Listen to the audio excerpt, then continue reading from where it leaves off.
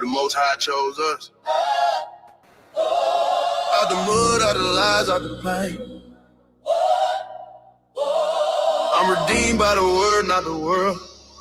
Ooh, Lord, redeemed. I am redeemed, the curse broke off of me. Came from the bottom, now I'm walking righteously. Walking right. Ain't no chain on my soul, I'm finally free. Free, free. Repentance my key, now I'm redeemed. Redeemed, redeemed. Yeah, I'm redeemed, no lies, no scheme. No. Keeping them laws, not chasing no dream. No. They sold the sin, we bought the truth. Yeah. Now we stand up, Israel proof. Yeah.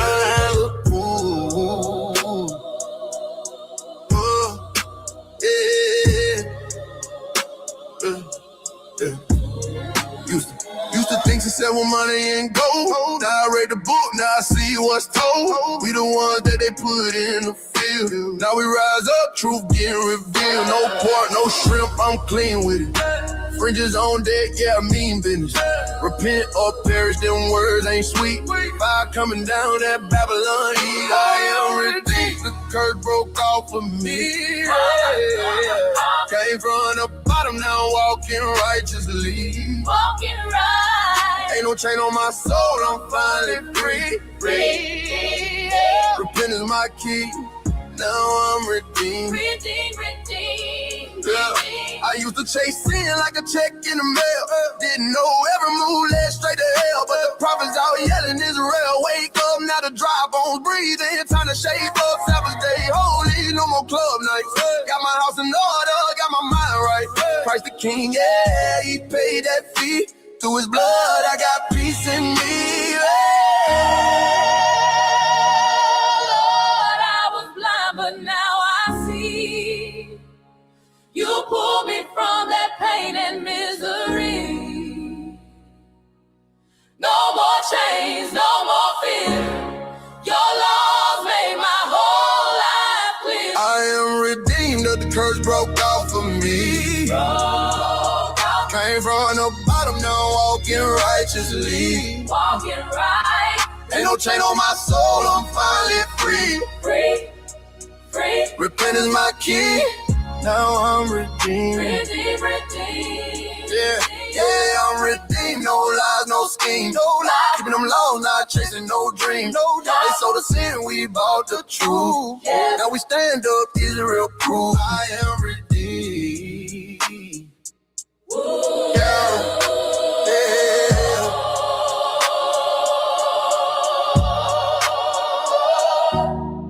From Memphis to Jerusalem,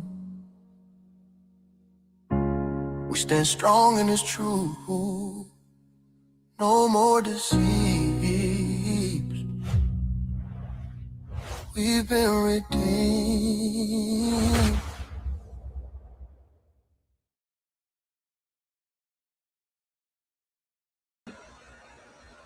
Con.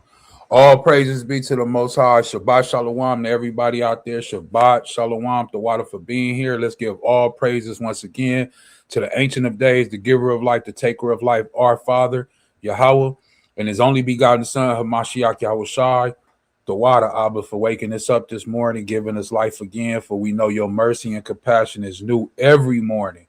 Therefore, we put our trust in You, Abba Nawa Yahweh. Shalom, shalom, peace and blessings to all of the Akim, the Akwatiyam, brothers and sisters scattered to the four corners of the earth. We say peace and blessings to you on this beautiful Shabbat day. Please do the ministry a favor, hit that subscribe button, hit that bell also so you can know when we go live, hit that thumbs up. And if you believe in your heart, mind, and soul that this lesson is edifying, please share it with our other brothers and sisters scattered to the four corners of the earth. Once again, we have Sister Dorothy in the building. She says, Shabbat Shalom, Mashkapah. Shabbat Shalom to you, Sister Dorothy, the Water for being here. We got Uziyah in the building. He says, Shabbat Shalom. Shabbat Shalom to you, Ak, the Water for being here.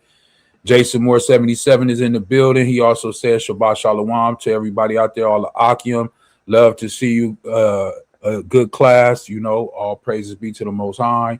We also have Mayana Pasha in the building, and she says Shabbat Shalom, Mashkapa, Kal Halal Yahweh, Ba Shama Mashiach Yahushai. So the water for everybody being here. All praises to the Most High that He woke us up another day. Like I said, I'm gonna get a class if Yahweh wills it. So He willed it. We all here today. Should be a good class today, right? Everybody always got these questions about Israelite. What does it mean? People say certain things. Now the term has came up, Black Hebrew Israelite, which, me personally, I reject because Black was something that was named and given at a later time. There's no such thing as a Black Hebrew Israelite or a Black Israelite. No, you're just the Israelite. So I reject that one. But we're going to go into the scripture today. Let's dive into it as always, right?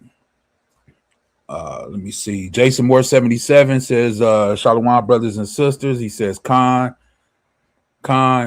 Uzziah says, all praises to the Most High. Khan. Let's get into it a little bit, right? Here we go.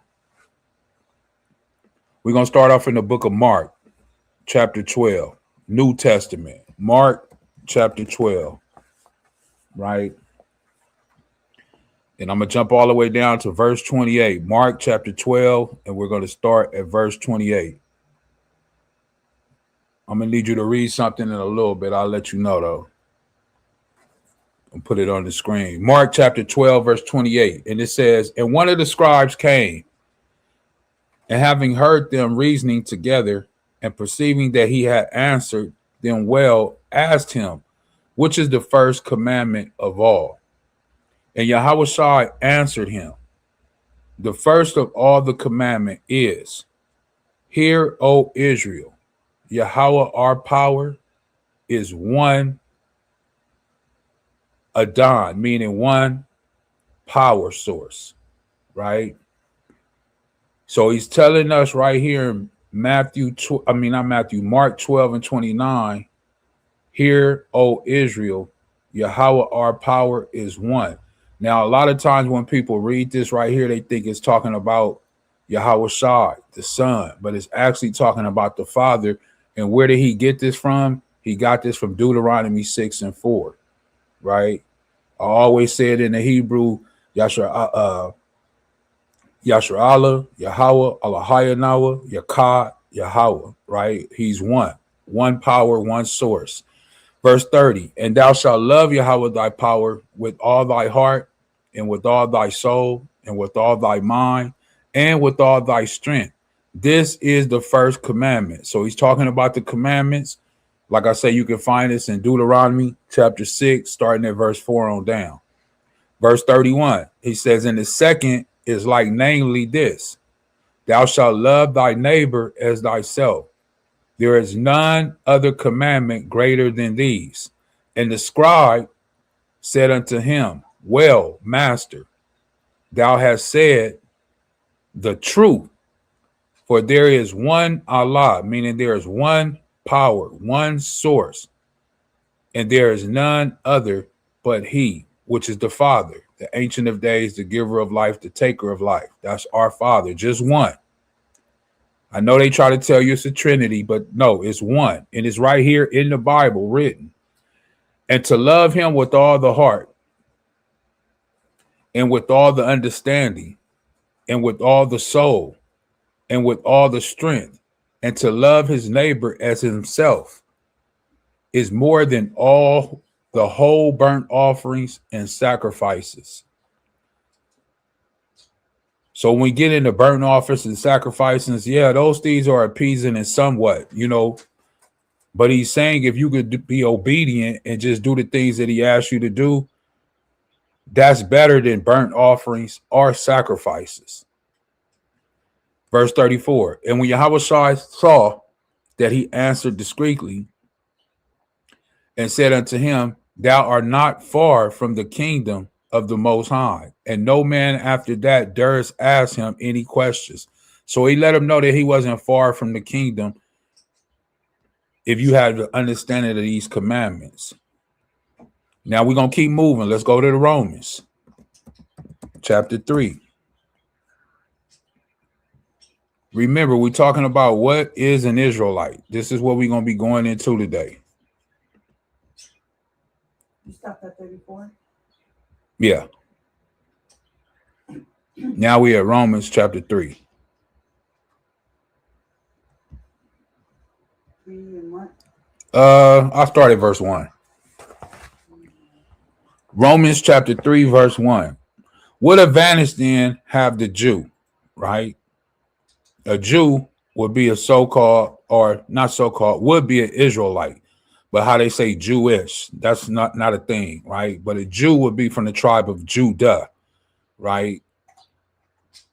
So that's what a Jew is. Really is Judah, Benjamin, and Levi, which is the southern kingdom, because the northern kingdom are considered Israel, right? So what advantage then have the Jew?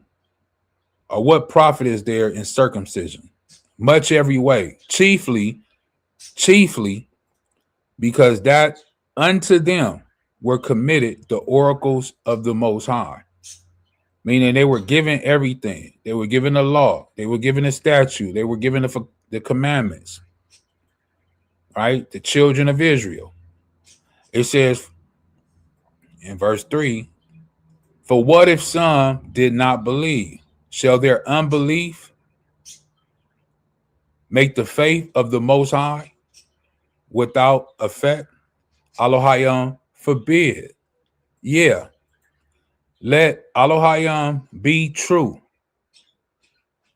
Let the Most High be true, but every man a liar, as it is written, that thou mightest be justified in thy sayings and mightest overcome when thou art judged. But if our unrighteousness commend the righteousness of the Most High, what shall we say? Is Elohim unrighteous who taketh vengeance? I speak as a man, right? He's speaking as a individual man at this time. He's letting you know this is his mindset. This is what he's telling us. A lot of people say that the Most High is unrighteous. That's why people don't focus on the Old Testament, as they call it, and they only focus on the New Testament. They'll tell you out their own mouth, I don't like that God of the Old Testament. They feel that he was unrighteous on a lot of things that he did. Now, for someone to believe in the book of the covenant, which is the Holy Bible, but yet say they disagree or have a disapproval of from Genesis to Malachi, and they only want to take from Matthew to Revelation. But what they don't understand is the Most High and Hamashiach Yahushua is from Genesis to Revelation. You can't separate what you want. And this is basically what Paul is basically saying right here, that there is no unrighteousness with the Most High. Whatever he did for a reason. We may not understand it, but he did it for a particular cause and a particular reason. Verse 6, Elohim forbid. For then how shall Elohim judge the world? Verse 7, for if the truth of Elohim have more abundant through my lie unto his glory, why yet am I judged as a sinner, and not rather as we be slanderingly reported? And as some affirm that we say, let us do evil, that good may come, whose domination is righteous or whose is just. Basically, all he's saying is, should we keep on sinning because we have this grace with the Most High that he's not going to throw us away? He's not going to cast us away. Should we just keep on sinning? That's what he's saying. And that the Most High is a righteous judge. He's not like us. He doesn't judge like us. He doesn't see like us, you know. And that's all he's pretty much saying in Romans 3. But he's trying to let you know also that you do have an advantage being an Israelite. People don't never really talk about Israelite in churches, congregations, or whatever, things like that. But it's all throughout the Bible. Let's get another one. Romans chapter 11.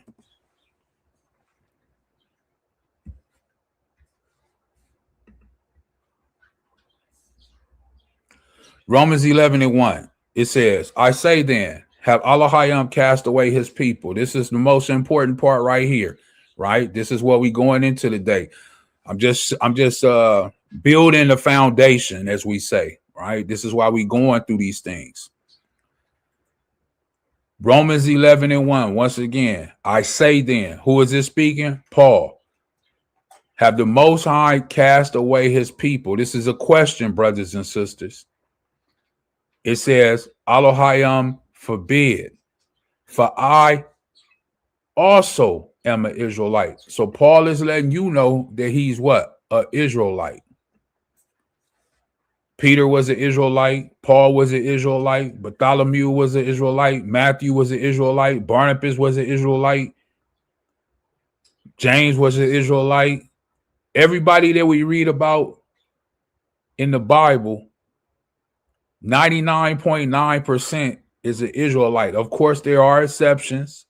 You know, when we read about Pharaoh, we read about Nebuchadnezzar. We read about Cyrus. You know, we read about certain other people, Amalek, Edom, you know, different things when they were conquering things, going through things, the Canaanites. But the source of everything is about who? Israel. Especially in the New Testament. So once again, from the top, Romans 11:1. I say then, have the Most High cast away his people? Elohim forbid. For I also am an Israelite, of the seed of Abraham, of the tribe of Benjamin. So he's telling you what tribe he's from. Benjamin. Right? Who knows what tribe King Saul was from? And I asked that for a reason. Who knows what tribe King Saul was from? Food for thought. Benjamin. Who? Benjamin. She says Benjamin. You are correct. King Saul, the first king of Israel, was from the tribe of Benjamin. So Paul will go all the way back to King Saul being from the same tribe, right? That's what he's letting us know, from the seed of Abraham, from the tribe of Benjamin. So his tribe, right? And Saul, King Saul, was one of the first kings of who? Israel. Verse 2. Elohim have not cast away his people, which he foreknew. What ye not that the scriptures say about Elijah, how he make an intercession to Elohim against Israel, saying, Yahweh, they have killed thy prophets and dig down thy altars, and I am left alone, and they seek my life. Right? We're not going to go into all that right now, but what I just wanted to focus on was with verse 1 and 2. And we can see that it's written even in the New Testament. So you can't get around this, brothers and sisters. And I know it's going to be some people out there who are not going to like the way I bring this out and what I say, but it's written in the scripture, right? Paul is making this known. And even when you go down, because I know people like to say when they go to Paul, they love to go about speaking about the adoption. They speak about all this, and they love Romans 11. People love Romans 11 because he goes through this whole talk. But what people fail to realize is when it start off in verse 1, he's saying how the Most High cast away his people, and he says forbid, right? No, he has not. The Most High has not cast away his people, who are what? Israelites. Paul says, I'm an Israelite from the tribe of Benjamin. So he gives his whole talk, right? But then I'll just jump down really to 28 real quick. And it says, as concerning the gospel, they are enemies for your sakes, but as touching the election, they are beloved for the Father's sake. And for those who have ear to hear, you know what that means. Read it slow. If you have not read Romans chapter 11, the whole chapter, I would encourage you to go back and read it. But it all has to do with who? The children of Israel. Let's go to the Psalms. Psalms chapter 89. Psalms 89. Sister Dorothy says, Khan. Psalms 89, and I'm gonna go down to verse 29. I'm not gonna read this whole thing, okay? I'm going through a lot, and I'm not gonna be able to read every single thing, right? So if you have not read these scriptures, I would encourage you to go back and read everything that I'm saying, not just the verses that I'm bringing out, but read the whole chapter so you can get everything, the full fulfillment of everything, right? I'm going to start at verse 29. Okay, she said, I said 29. Okay. So this is Psalms 89 and 29. His seed also will I make to endure forever, and his throne as the days of the Shemayim, or of Shemayim, right? If his children forsake my law and walk not in my judgments.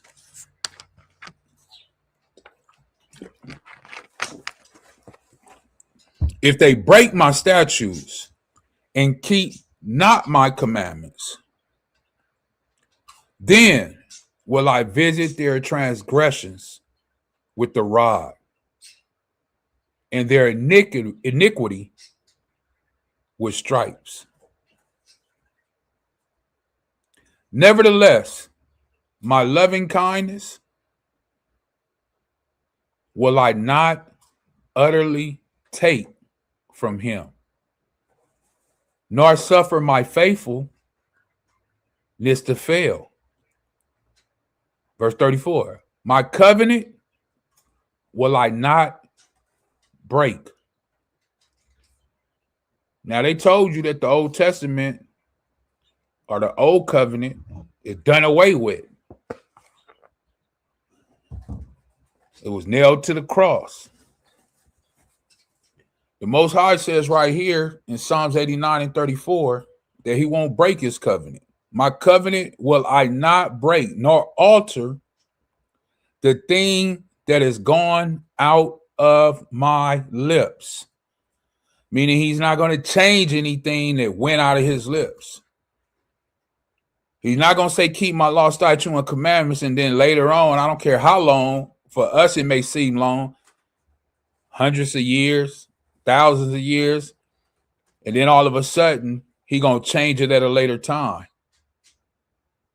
He's telling you he doesn't work like that. What he said is what he meant. He's not a man that he should lie. He doesn't change his mind like men do, like women do.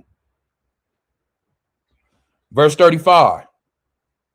Once I have sworn by my holiness that I will not lie unto who? David. Now, who is he speaking about? King David. The same line that the Messiah came through. That it had to be that way. But they say that the Messiah was born of a virgin. So if he was born of a virgin and there was no actual blood father there, how can he be a descendant from the line of David? In order for him to be a descendant from the line of David and be on the throne, it had to be flesh and blood there. It had to be. Because Mary is not from the line of David. But Joseph is. Who was his father? Or his daddy? Or his dad, however you want to say it. Verse 36, it says, his seed. Whose seed? King David. Seed shall endure forever. And his throne as the sun before me. This is why it was so important for everything to happen the way it was supposed to happen, that Hamashiach Yahushai, the only begotten son, came from the line of who? King David.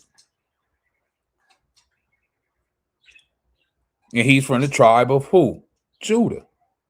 I'll show you all that. This is why when we go to the New Testament, as I always show this, and then we'll jump real quick. I'm going to go Matthew 22:32. I always show this real quick. This is Matthew chapter 22:32, and it says, I am the power of Abraham. I am the power, and the power of Isaac, and the power of Jacob. Elohim is not the power of who? The dead, but the living. This is in the book of Matthew, New Testament. So the one that we serve is of Abraham, Isaac, and Jacob. And that's important because just because people now in the New Testament say they reject the Father, basically, of the Old Testament because of the way he did things in the Old Testament, you're really saying you reject the whole Bible because it's the same thing in the New Testament. Con. Let's get that. Malachi 3 and 6. Let's pull it for the sister Dorothy. Yeah, we're going to get there, but I'm going to go ahead and read it. This is what the sister Dorothy put right here, right? You see it on the screen. For I am Yahweh, the Most High, the Father, the Ancient of Days. What did he say? I change not. But people in the world today, in 2026 and prior, they will tell you that he has changed. They will tell you that all those things that were written aforetime for our learning, they don't matter anymore. They're done away with. This last part is so beautiful because what we're about to go into, it says right here, therefore ye sons of who? Jacob are not consumed. We're not consumed. The sons of Jacob are not consumed because the Most High doesn't change. If the Most High was to change, then the sons of Jacob could be consumed because the promise that he made prior, he could change his mind and say, you know what? No, I don't want to be a part of Jacob anymore. I don't want to be a part of Israel anymore. You know what? I'm going to go with the Moabites now. I'm going to go with the Hagarenes now. Matter of fact, you know what? I didn't like Esau, but now, you know what? I don't hate Esau. I like Esau. I changed my mind now. You know, I hate Jacob now, and I like Esau. But he's not a man where he can lie. He's not a man where he changes his mind. Like it says, I change not. And the world is trying to tell you that he has changed. And it does not matter. But it does matter. The reason it matters is because, like the sister put right here, therefore ye sons of Jacob are not consumed. Now let's go here. Genesis chapter 12. Let's go all the way back since we spoke about him, right?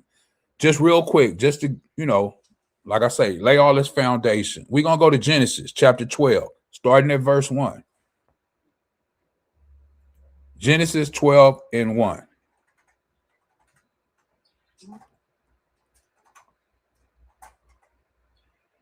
Now Yahweh has said to Abram, get thee out of thy country and from thy kindred and from thy father's house unto a land that I will show thee, and I will make thee a great nation. He's going to make Abram a great nation, and I will bless thee, barak thee, and make thy name great.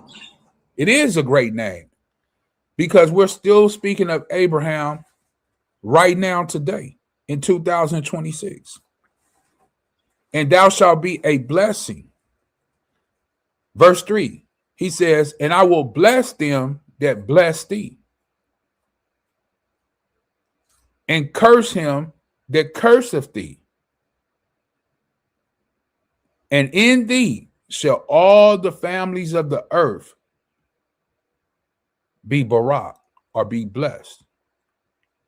So Abram departed as Yahweh has spoken unto him, and Lot went with him.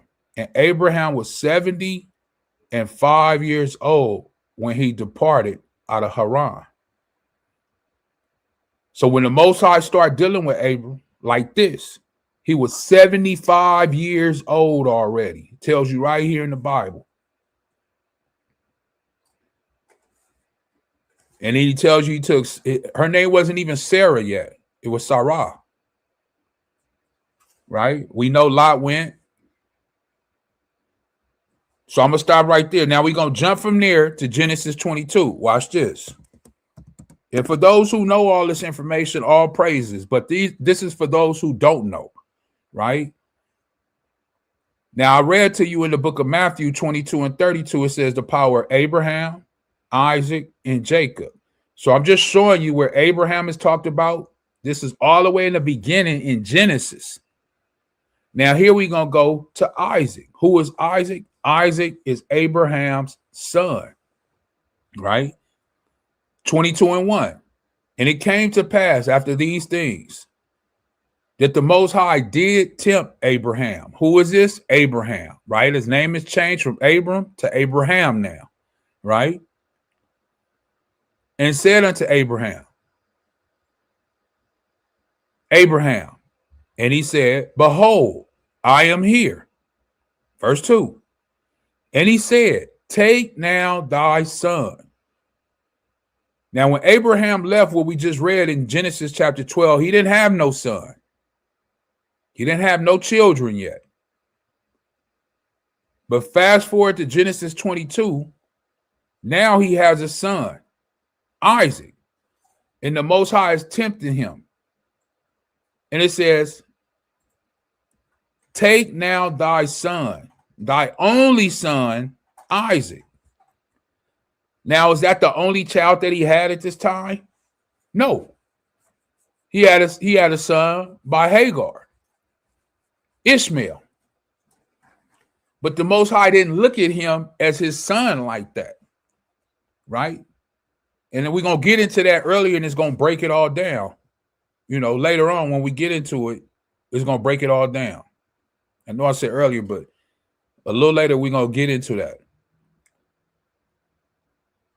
Once again, 22 and 2. And he said, take now thy son, thy only son, Isaac, whom thou lovest, and get thee into the land of Moriah,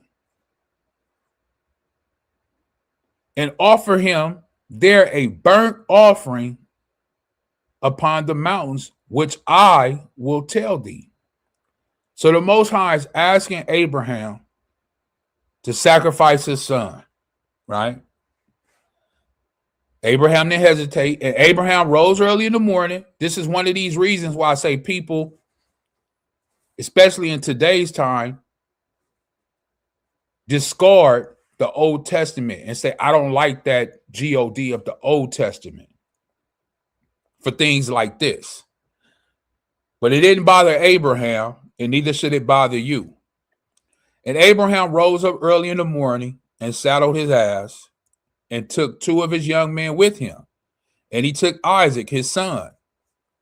He took some wood for the burnt offering, rose up, and went into the place which the Most High had told him, right? And for those who know the story, we all know, if you have read it, like I say, I encourage you to go back and read all of it. If you have not read it, that Abraham went through with everything. But he did not have to sacrifice his son because the Most High seen that he was faithful. So he told him, stop, right? So we spoke a little bit about Abraham. Now we're speaking a little bit about Isaac. So you see, Abraham has a son, and his son name is Isaac. Now let's go to Genesis 25. And you can see up there on the top, it says Abraham's death. So now Abraham has passed on, went to sleep. So we know his son is younger than him. So now it's Isaac and who? Well, we're going to get into it. Let's go down to 22, 23. Let me see.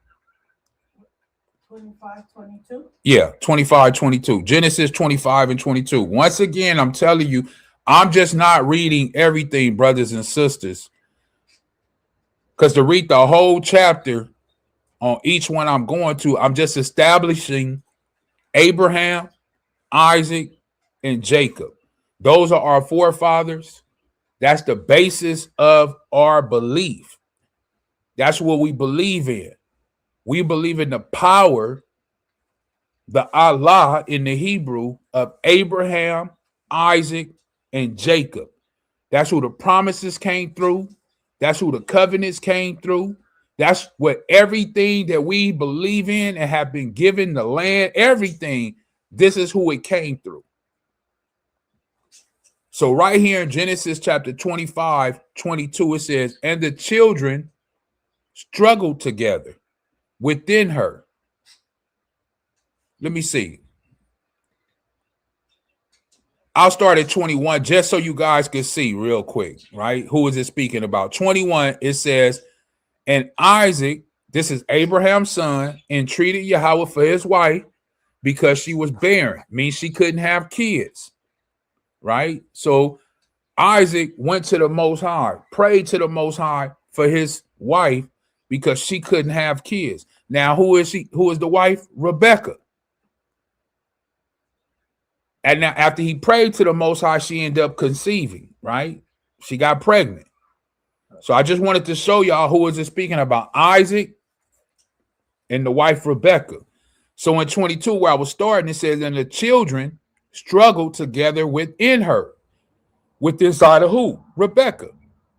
And she said, if it be so, why am I thus? Why am I going through all of this pain and hurt in my body if this was given to me from the Most High? And she went to inquire of Yahweh, right? She wanted to know. Verse 23, and Yahweh said unto her, two nations, meaning two different type of people, it's going to say that, are in thy womb, your stomach, and two manner of what? People shall be separated from thy bowels. So there are two different nations that are about to come out of her womb. I know today we think about races of people, but races were created about in the 1800s, right? To show superiority. Yeah. That's why they made that graph that they did. So that's only a couple hundred years old. But everybody was known by their nation, right? And this is why you had the Amorites. This is why you had the Moabites. This is why you got the Israelites. This is why you got the Canaanites, right? The Hagarenes, the Perizzites, all these different ites. You can read about a lot of them, especially in the Torah. But it's telling you right here in Genesis 25, 23, that there be two manner of people, and they shall be separated from their bowels. And the one people shall be stronger, and the other people, and the elder shall serve the younger. So some of the people are going to be stronger than the other people. And whoever the oldest is going to serve the younger. And when her days to be delivered were fulfilled, behold, it was twins in the womb. But we knew that because the Most High said it was two nations of people, right? 25, and the first came out red all over like a hairy garment, and they called his name Esau, which means he wasted, right?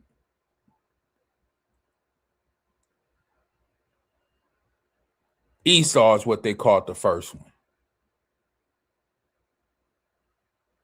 What did it say up here? The oldest one shall serve who? The younger one.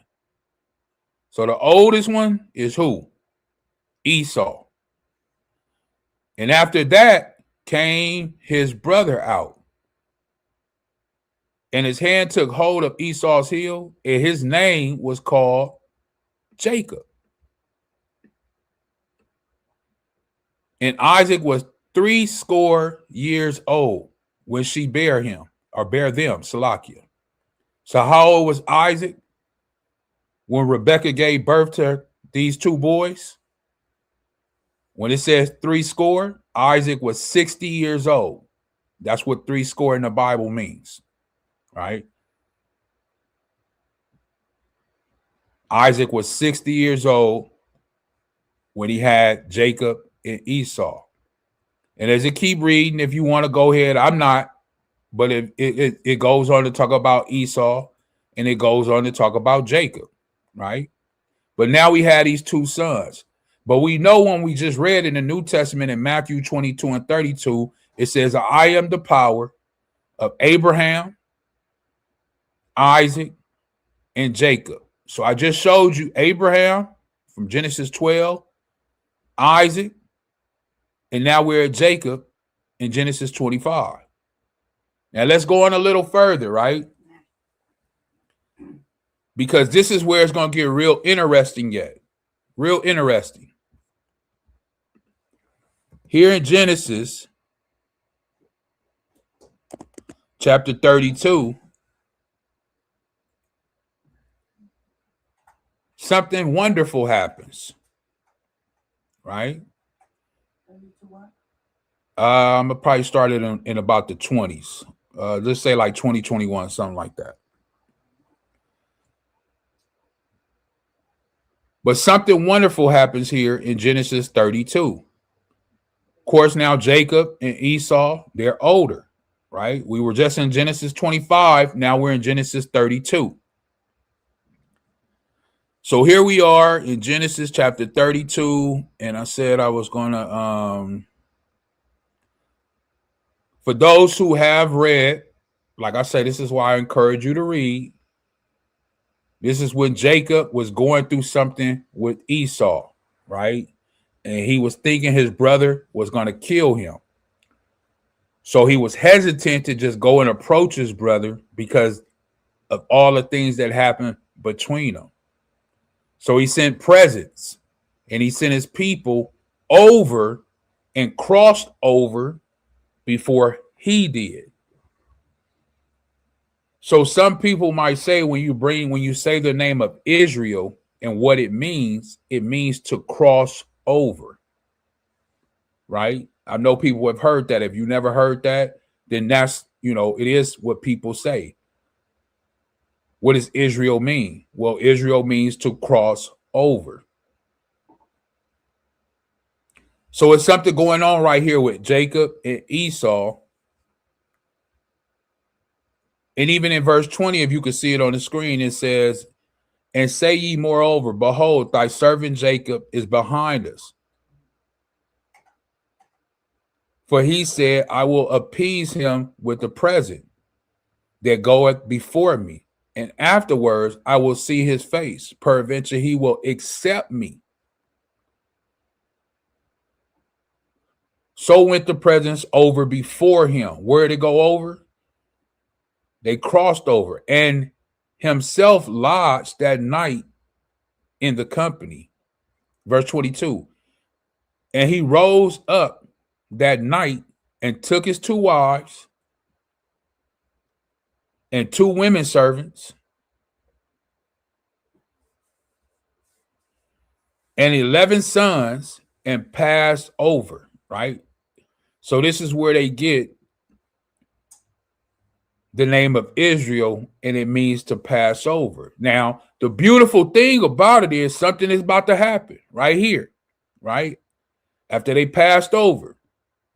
Remember, Jacob is sending everybody else. He's not going quite yet because he doesn't know how his brother is going to react and if he's going to receive him. So he's sending everybody else with all of these presents and all of these things first to Esau and all of his people to see how is he going to receive these people. So everybody else crossed over. Verse 23. And he took them and sent them over what? The brook.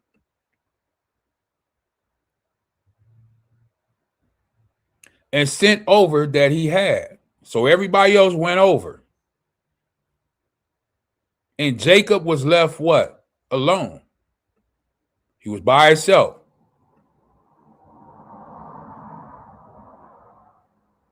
Now, I would think that the Most High had him do this. Right? Because the way he's thinking in his mindset, even though he was in fear at this time and things are running through his mind, I don't know anybody that's kind of going through something that wants to be left alone at that particular time. He sent everybody away. Well, not really away. He sent them all over, right? They crossed over. And Jacob was left alone. And there wrestled a man with him until the breaking of the day. So he was wrestling with something on the other side of the brook.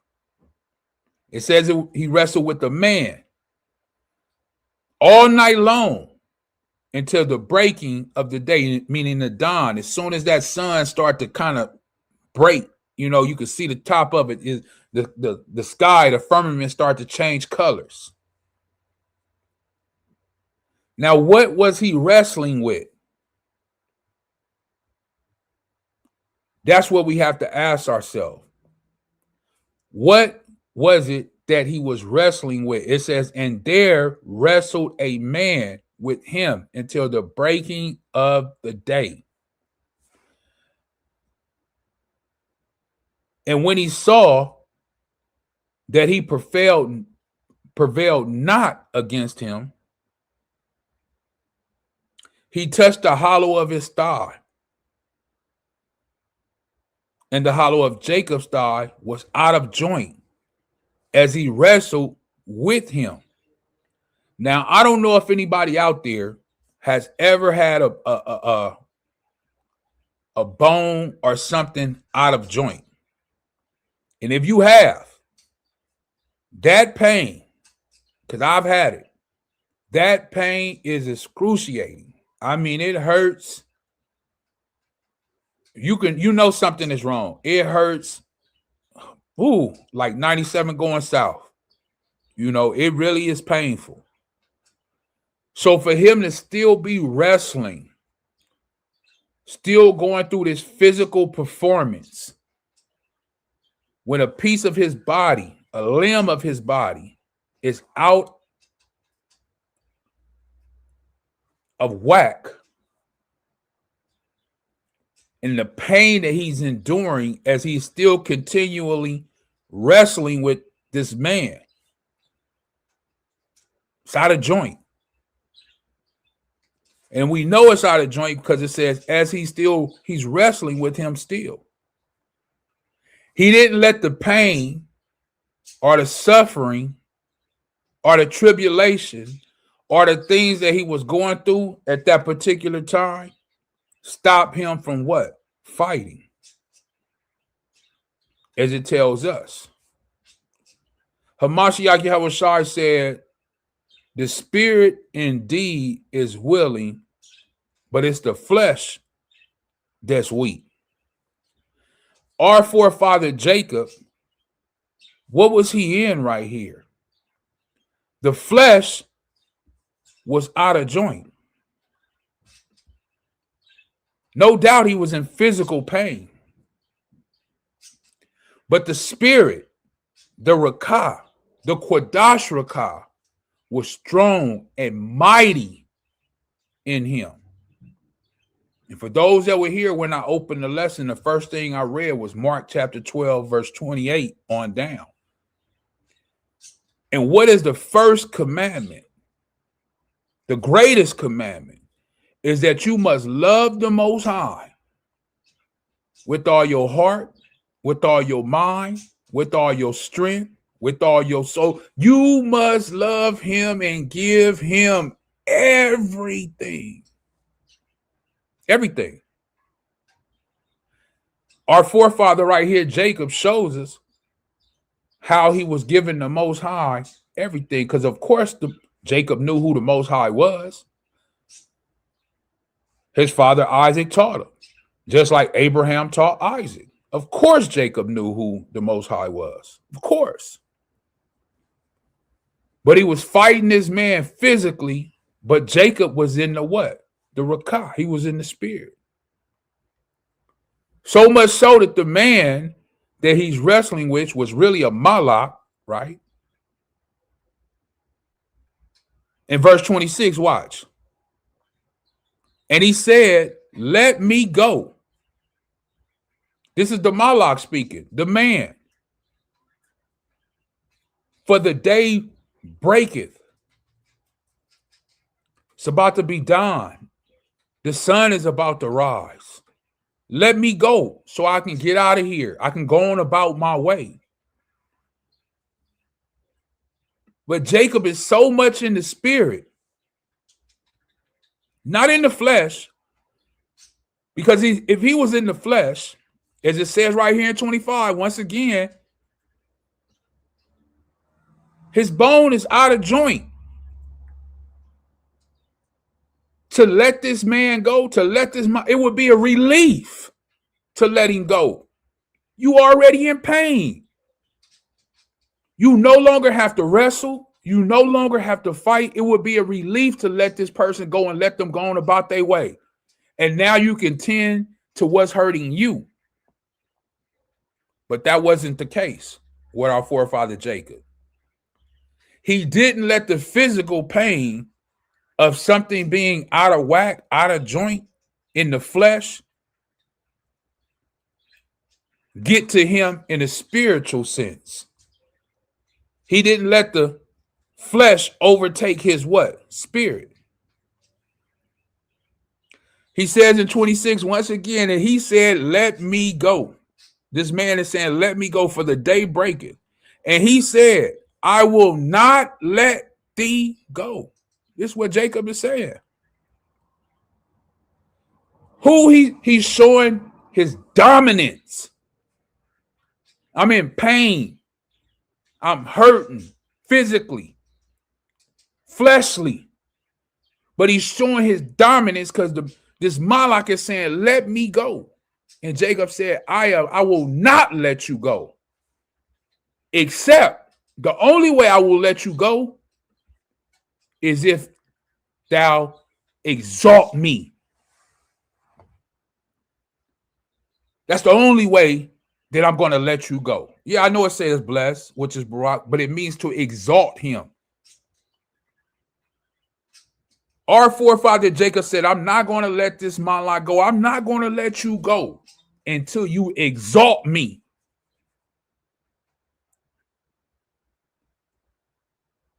It will always be known that I wrestle with you. 27. And he said unto him, what is thy name? He wasn't concerned about his name beforehand. He just came to wrestle with this man. Overtake him, overcome him.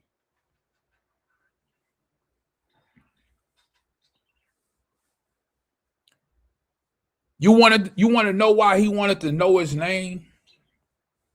Food for thought, brothers and sisters. For those who have read, like I say, this is why it's important to read. There was something that happened for those brothers that have an ear to hear, and sisters. It was something that happened in the book of Acts. And it was some man who tried to call out these demons. Right? And in the process of that, they didn't really have the faith. They wasn't really strong in the faith. But when they called out these demons, the demons let it be known, who are you? They said, I know Hamashiach Yahushai. This is what they said. I know the only begotten son. I know Paul. I struggled with them before. I know who these men are. Don't think these demons out here don't know who you are. They know who you are. They know if you weak. They know if you strong. But in the book of Acts, it says, who are you? Make a long story short, they end up jumping on them. The man end up running out butt naked, all messed up with demons on him.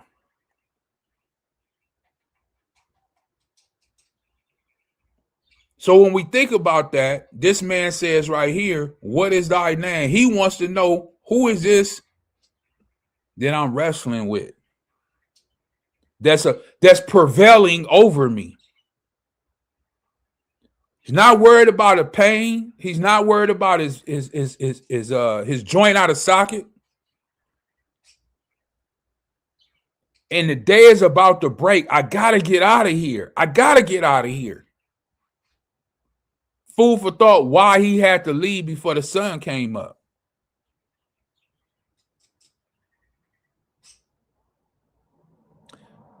And he says to him, unto him, what is thy name?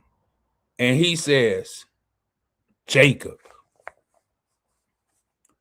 That's who you wrestling with. Jacob, the son of Isaac, the son of Abraham. Verse 28. And he said, thy name shall be called no more Jacob. Oh, he had the power and authority to make this happen. So maybe he wasn't just a man. He had the power and authority to tell this physical man here on earth, Jacob, the son of Isaac, that your name shall no more be called Jacob,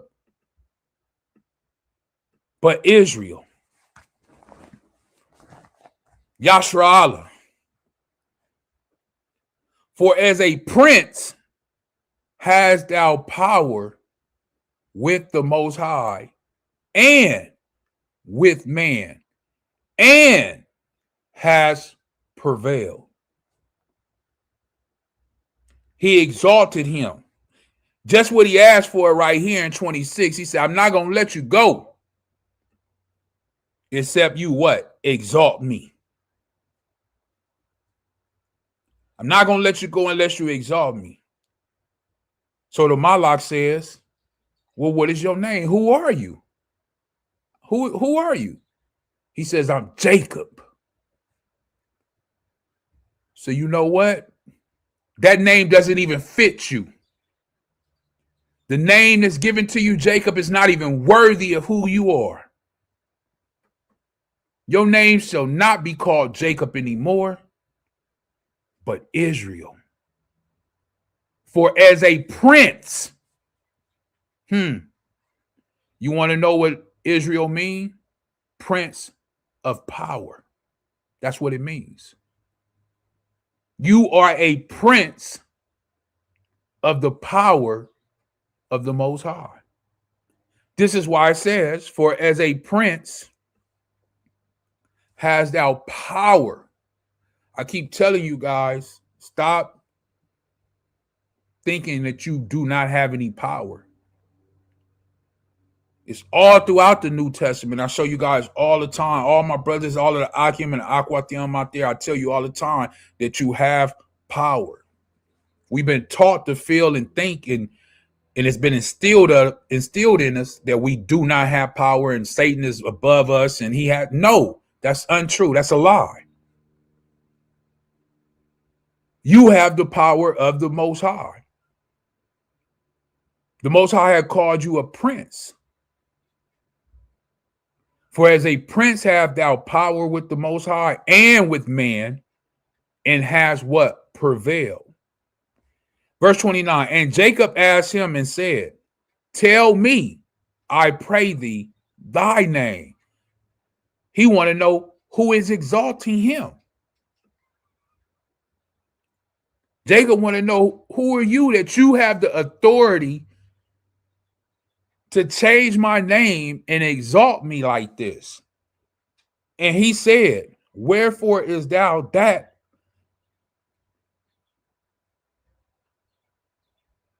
you don't ask me this, or do ask me after my name? And he what? Exalted him there. Mind you, this is before Jacob did what? Before he crossed over. Everybody else had crossed over. He sent all his sons, he sent all his male servants, all his women servants. He sent presents to his brother Esau and all these things that happened. But remember, Jacob remained. So before he crossed over, he was exalted before he crossed over.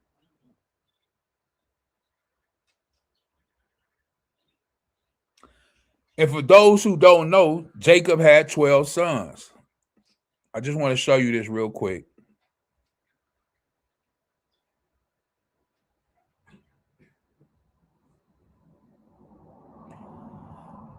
In the comparative text, in the New Living Translation, in an NIV, I just want to show how it's written. It says, your name will no longer be called Jacob, the man told him. From now on, you will be called Israel, because you have fought with Elohim and with man and have won.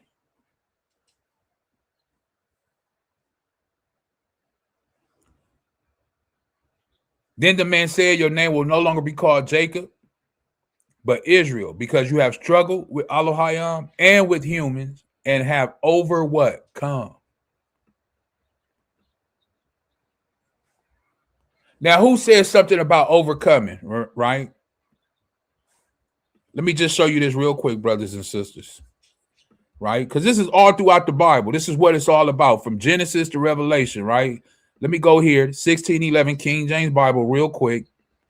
Just go to 2nd Ezra, right? I'm just go to the classic, chapter 7, and we're going to jump all the way down to like 55, 56, right? This is the book of 2nd Ezra, chapter 7. Let me see what's actual verse.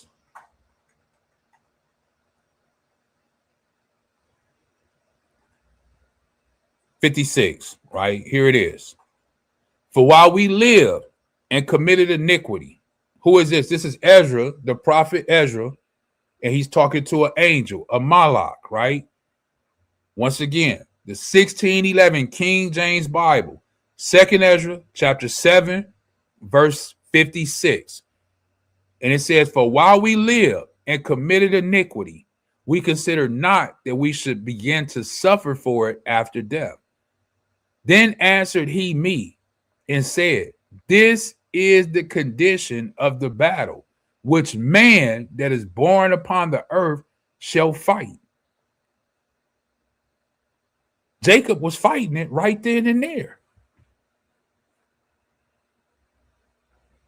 Jacob was fighting it. Our forefather Jacob, whose name was changed to Israel, who told the Malach, I'm not letting you go until you exalt me.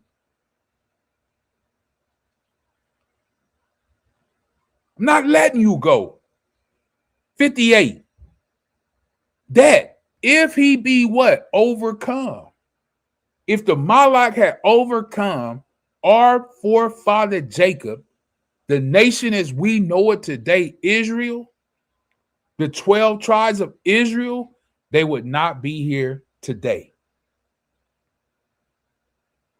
If that Malach, that man that he was wrestling with, if he gave in to the pain of his joint being out of socket, right? Because that's a very painful thing. Like I say, if you ever had a joint out of socket, man, it's horrible pain, excruciating. But he did not let the physical pain stop him. He kept on going. Even when the Malach said, let me go, he said, no. I'm not going to let you overcome me. I'm going to overcome you. Verse 58, that if he be overcome, he shall suffer See, Jacob knew he wasn't going to let this happen. He wasn't going to be in a vulnerable position and suffer, as thou has said. But if he get the victory, like Jacob did, Jacob got the what? Victory. He shall receive the thing that I say. And what is the thing that he received? Life. So much so that we still calling on his name today. And his name was changed to what? Israel. And he had 12 sons, which are the progenitors of what? The 12 tribes of Israel. 59. For this is the life whereof Moses spake unto the people while he lived, saying, choose thee life that thou mayest live. Nevertheless, they believed not him, nor yet the prophets after him. No, nor me, which have spoken unto them. This is a malach. This is an angel saying that the man didn't even believe the malach, didn't even believe the angel. 61, that there should not be such heaviness in their destruction as shall be the joy, or shall be joy over them that are persuaded to salvation. That was a very joyful thing right there that we just saw in Genesis, what we're going to go back to. That was a very joyful thing for the Most High. Imagine that, the Most High seeing Jacob struggle with this angel like that. There it is on the screen in the NIV, right? That he struggled with who? Elohim and with humans, and have what? Overcome. That was a very beautiful thing. That's why he got exalted to the name of what? Israel. That's exactly why. And then he wanted to know his name in verse 29. Now, food for thought, why didn't he tell him his name? And how was he able to exalt him and barak him or bless him like that at this particular time? The only one that can give out these things is the Most High, the Father, the Ancient of Days. And before any man or any angel can do anything, it has to come first from the Most High. He didn't leave and go ask the Most High. He didn't stop and start praying to the Most High. He just exalted him right there and then. Food for thought.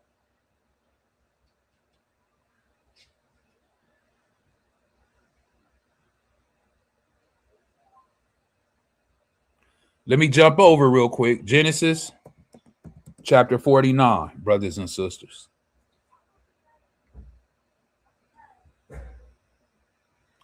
Genesis chapter 49, right? And I'm not going to read all of this, but I'm going to read just a little bit of it. And I'm just going into showing the 12 sons of Jacob, right? Establishing, as I went all the way from Genesis, Abraham, Isaac, Jacob, to his 12 sons, right?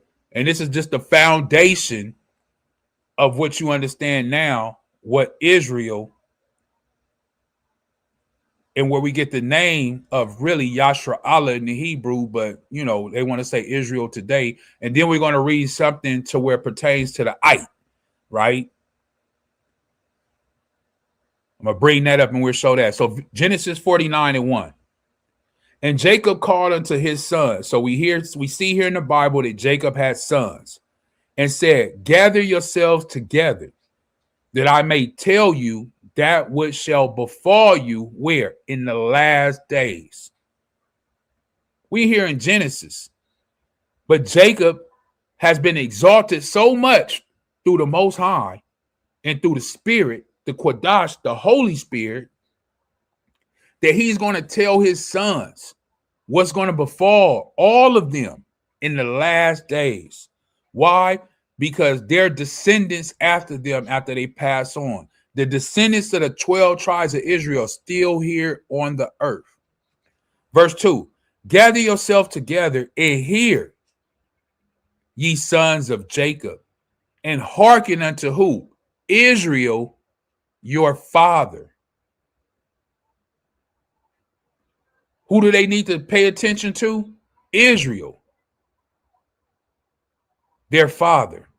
Then he goes on, like I said, I'm not going to read all of this, but he goes on to talk about who? Reuben, his firstborn.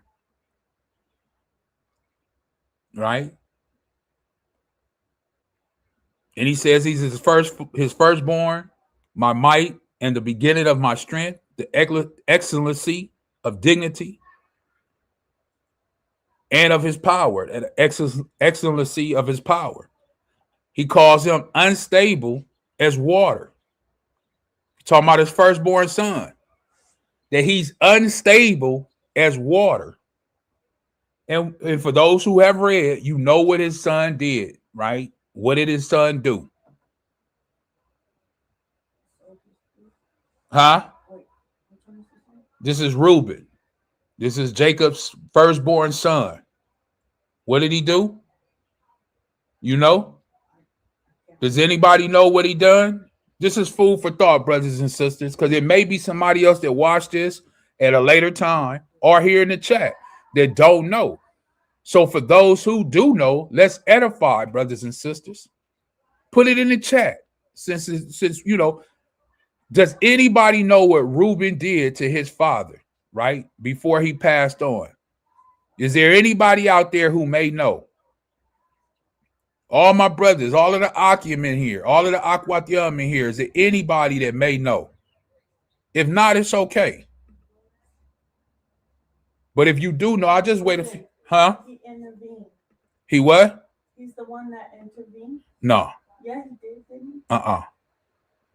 Didn't he stop them from murdering the other brother? Oh, you talking about with his brother Joseph? Yeah, but I wasn't necessarily talking about that. I'm talking about what did he do to his father?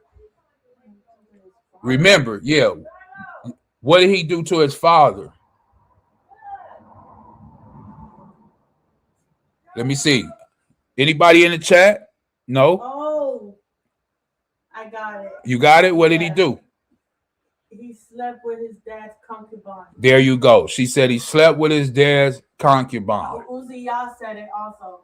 Uzziah in the building. He said it. Said it. Yeah, let me see. It's not showing up on mine. I just clicked it to show up because it was going for review, I guess. Okay, Con. It says slept with one of his concubines. There it is there. Yeah. So that's exactly what that's his firstborn son. Yeah. Imagine how that feels. Your firstborn child sleeps with one of your wives, one of your concubines. Imagine the hurt, the betrayal, the pain, the suffering. And it's not like he did it just, he crept in there on a late night. Sneaky. Yeah, a sneaky link, as they would call it today. A sneaky link, right? So, yes, that's exactly what happened. He slept with one of his father's concubines, and this is why he's talking to him like this and saying he's unstable as water, right? And it was right here. If you had kind of read it, I didn't say it, but that's why we always got to pay attention, right? Genesis 49:4, it says what? Because thou wentest up to thy father's what? Bed. Went up into his bed. So those are things that we ought not do. You should not be sleeping, having sexual relation with your father's wife. All right. Or for that case, anybody in your family wife. Right? Like she said, that's incest. To move forward, verse 5, Genesis 5 is talking about Simeon. It's talking about Levi, our brethren, instruments of what? Cruelty, are in their habitations. A lot of brothers bring that out about Simeon and Levi being the, of course, Levi is the Haitians, which are What island is that? Haiti. And then Simeon is the Dominicans. And that's why they always fighting against each other, the Dominicans and the Haitians, right? And they love to go to this scripture right here, Genesis 49:5, because of the Dominicans and the Haitians always kind of going at each other, right? But I'm just showing his sons, right? And then it goes on to Judah, right?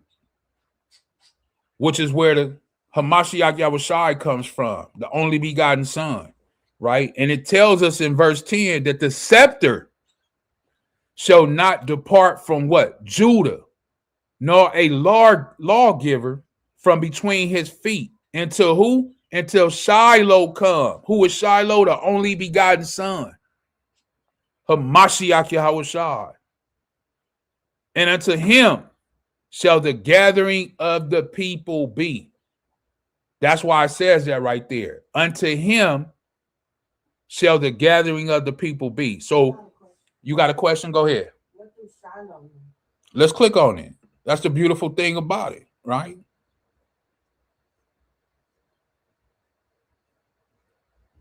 It's the Hebrew 7886.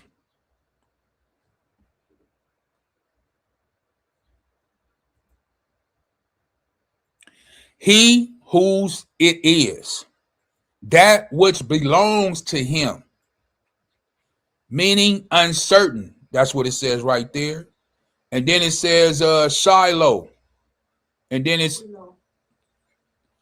of the Messiah. So basically what it means is what pertains to him. Do you know what pertains to him?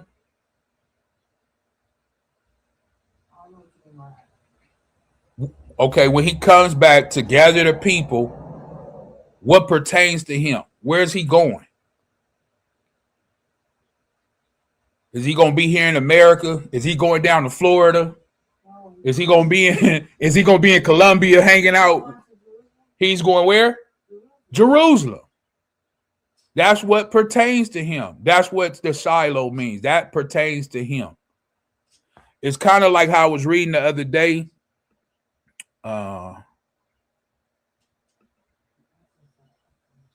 Huh? No, I was saying after that. What? You saying words? No, it's okay. It's so look. Let me show you this about the Israelite though. Before I forget, let me show this real quick. Let me share this because we were speaking about the word Israel, right? Here this is. The great. Epithet means the great. Okay.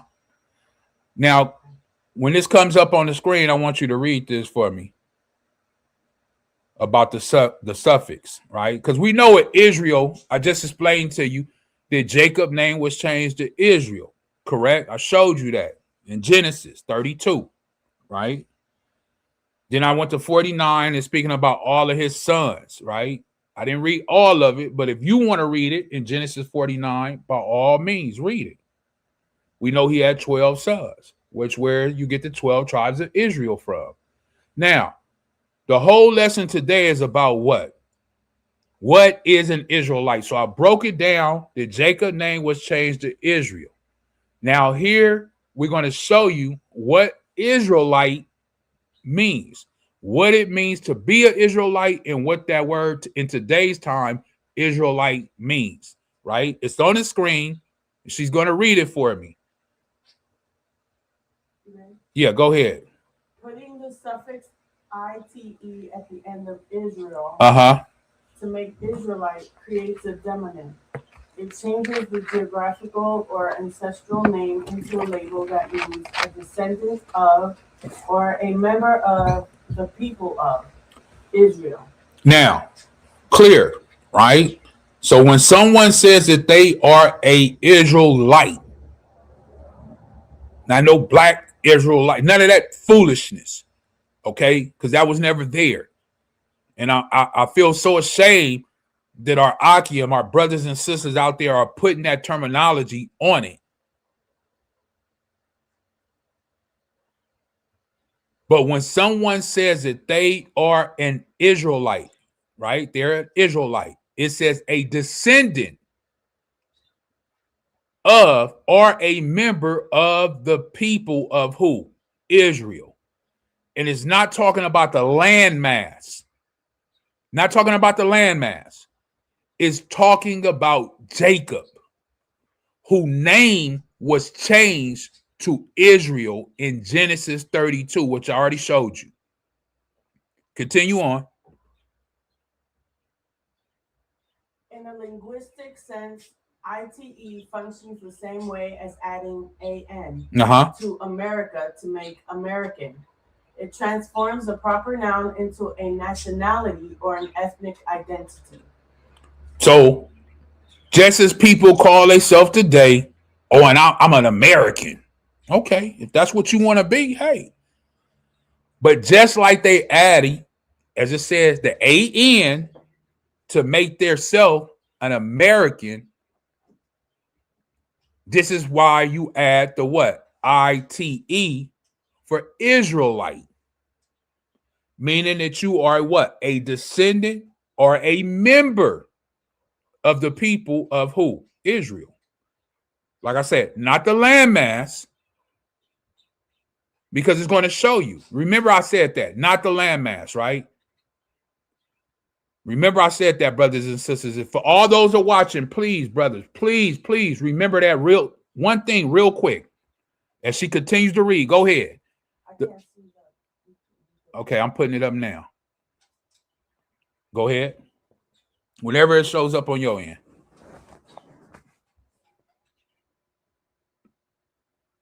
The meaning behind the roots, Israel in the Bible.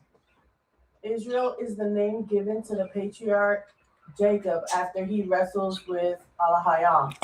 The root of the word literally means Alahayam wrestles, or one who struggles with Alahayam. One who struggles or wrestles with who? That power. We know God, Alahayam, it means power. Some people may say Elohim. Already did a lesson on all that, right?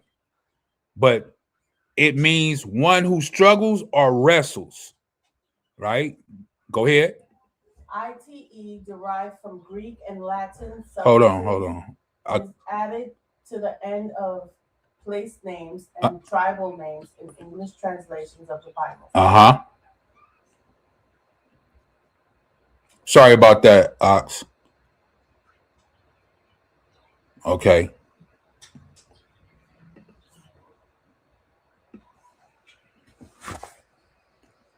Go ahead. How it is used in the Bible. In biblical text, adding ITE is a standard grammatical rule used to describe groups of people according to their origin or lineage. Similar examples include Israelite, a descendant of Israel, Jacob. See? Canaanite, a descendant or inhabitant of the land of Canaan. Moabite, a descendant of Moab. Ammonite, a descendant of Ammon. Stop right there. So when we see this, right, and for our brothers and sisters that call themselves and know that they are a Israelite, we're not talking about the landmass. What are we talking about? A descendant of Israel. See, it has there in parentheses, Jacob. That's what we're talking about. Not the land. Because the land is the land of Canaan. So we're not talking about the land. We're talking about a descendant of who? Jacob. Abraham, Isaac, and Jacob. That's what we're talking about. And it gives examples: Canaanite, Moabite, Ammonite, right? Now, watch this. Remember, I said, remember that, brothers and sisters. We're not talking about the landmass. This is what we're talking about here. Go ahead. So that means Esau is not there, right? No. Okay. No. Go ahead. Today, the term Israelite refers strictly to the ancient people mentioned in history and the Bible. It should not be confused with Israeli.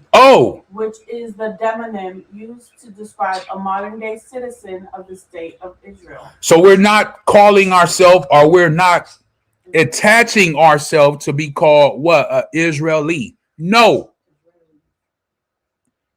that's what those people have done. We're not that. We're not that at all. Total separation. But we are what? Israelites. Descendants of Jacob, of the 12 tribes of Israel. Now you might say, why is that important?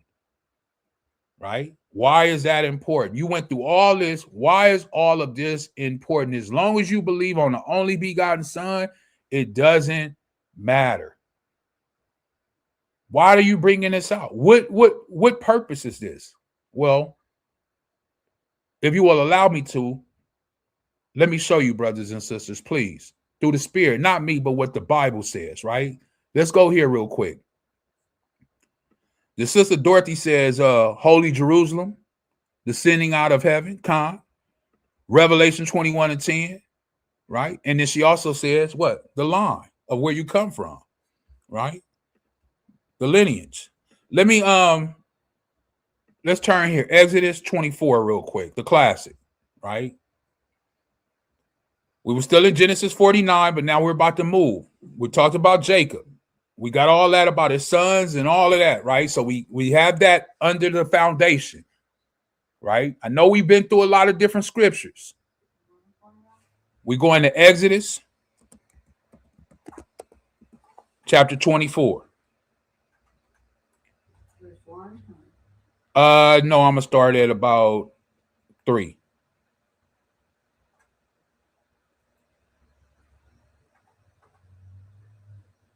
And you know, another thing I want to say, food for thought, all the brothers and sisters out there. People, even of today and have been in the past, prior, they always say Moses' law, Moses' law, Moses' law.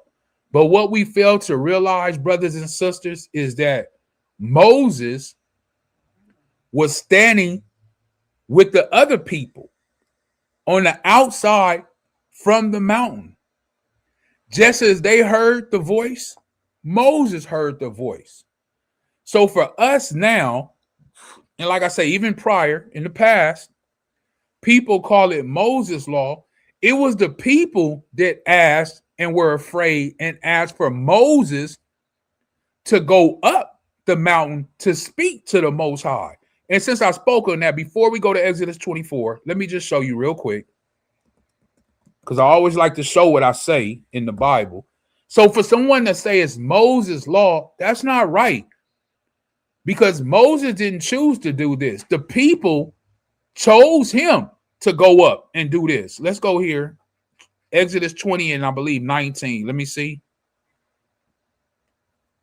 And then we'll go back to 24 just real quick. It says in Exodus 20 verse 18 is what I'll read. And all the people saw the thundering and the lightnings and the noise of the trumpet and the mountain smoking. And when the people saw it, they removed and stood afar off. Right? They were there. They seen all of these things. And they bagged up some, basically. They stood far off. Verse 19. And they said unto Moses, so Moses was there with them. And this is what our ancestors, our forefathers asked. So for us to turn around as a people and say that it's Moses' law, no. Our people asked Moses to do this. Moses, this wasn't how it was set up. It was set up for the Most High to talk to all of the children of Israel right here. But it says in verse 19, and they said unto Moses, who? The people. Speak thou with us, and we will hear, but let not the Most High speak with us, lest we die. And Moses said unto the people, Moses was trying to tell them, fear not. No, don't think like that, brothers and sisters. This is what Moses is saying. Don't think like that, brothers and sisters. No, you shouldn't fear. Don't think like this. For Elohim is come to prove you, and that his fear may be before your faces, that you sin not. Verse 21, and the people stood afar off. They wasn't trying to hear what Moses was saying. They like, we don't want to hear no more. You go up there for us. And then it says, and Moses drew near unto the thick darkness where Elohim was. And Yahweh said unto Moses, this is what the Most High says to Moses, because Moses wasn't afraid like these other people were. Then he says right here in verse 22, thus thou shalt say unto the children of Israel, ye have seen that I have talked with you from heaven, from the Shemayim. And then he's going to reiterate the things that he told them. Now, when people say about the 10 commandments, this is why you have the 10 commandments, because this is what all the people heard from the Most High voice. They stopped it. The Most High didn't stop it. Moses didn't stop it. The people stopped it because they were in so much fear. They like, look, no. Moses, you go up there and get the stuff for us and come back and tell us. So for us today to turn around and say, oh, well, it's Moses' law. No, what would have happened if Moses had never had to go up there? If the people would have just hearkened and listened to the Most High as he was speaking in. Then what would you say? Will it still be Moses' law? So what I'm trying to explain is people can't use that because it was the people there, the Israelites that were there, they asked for Moses to go up.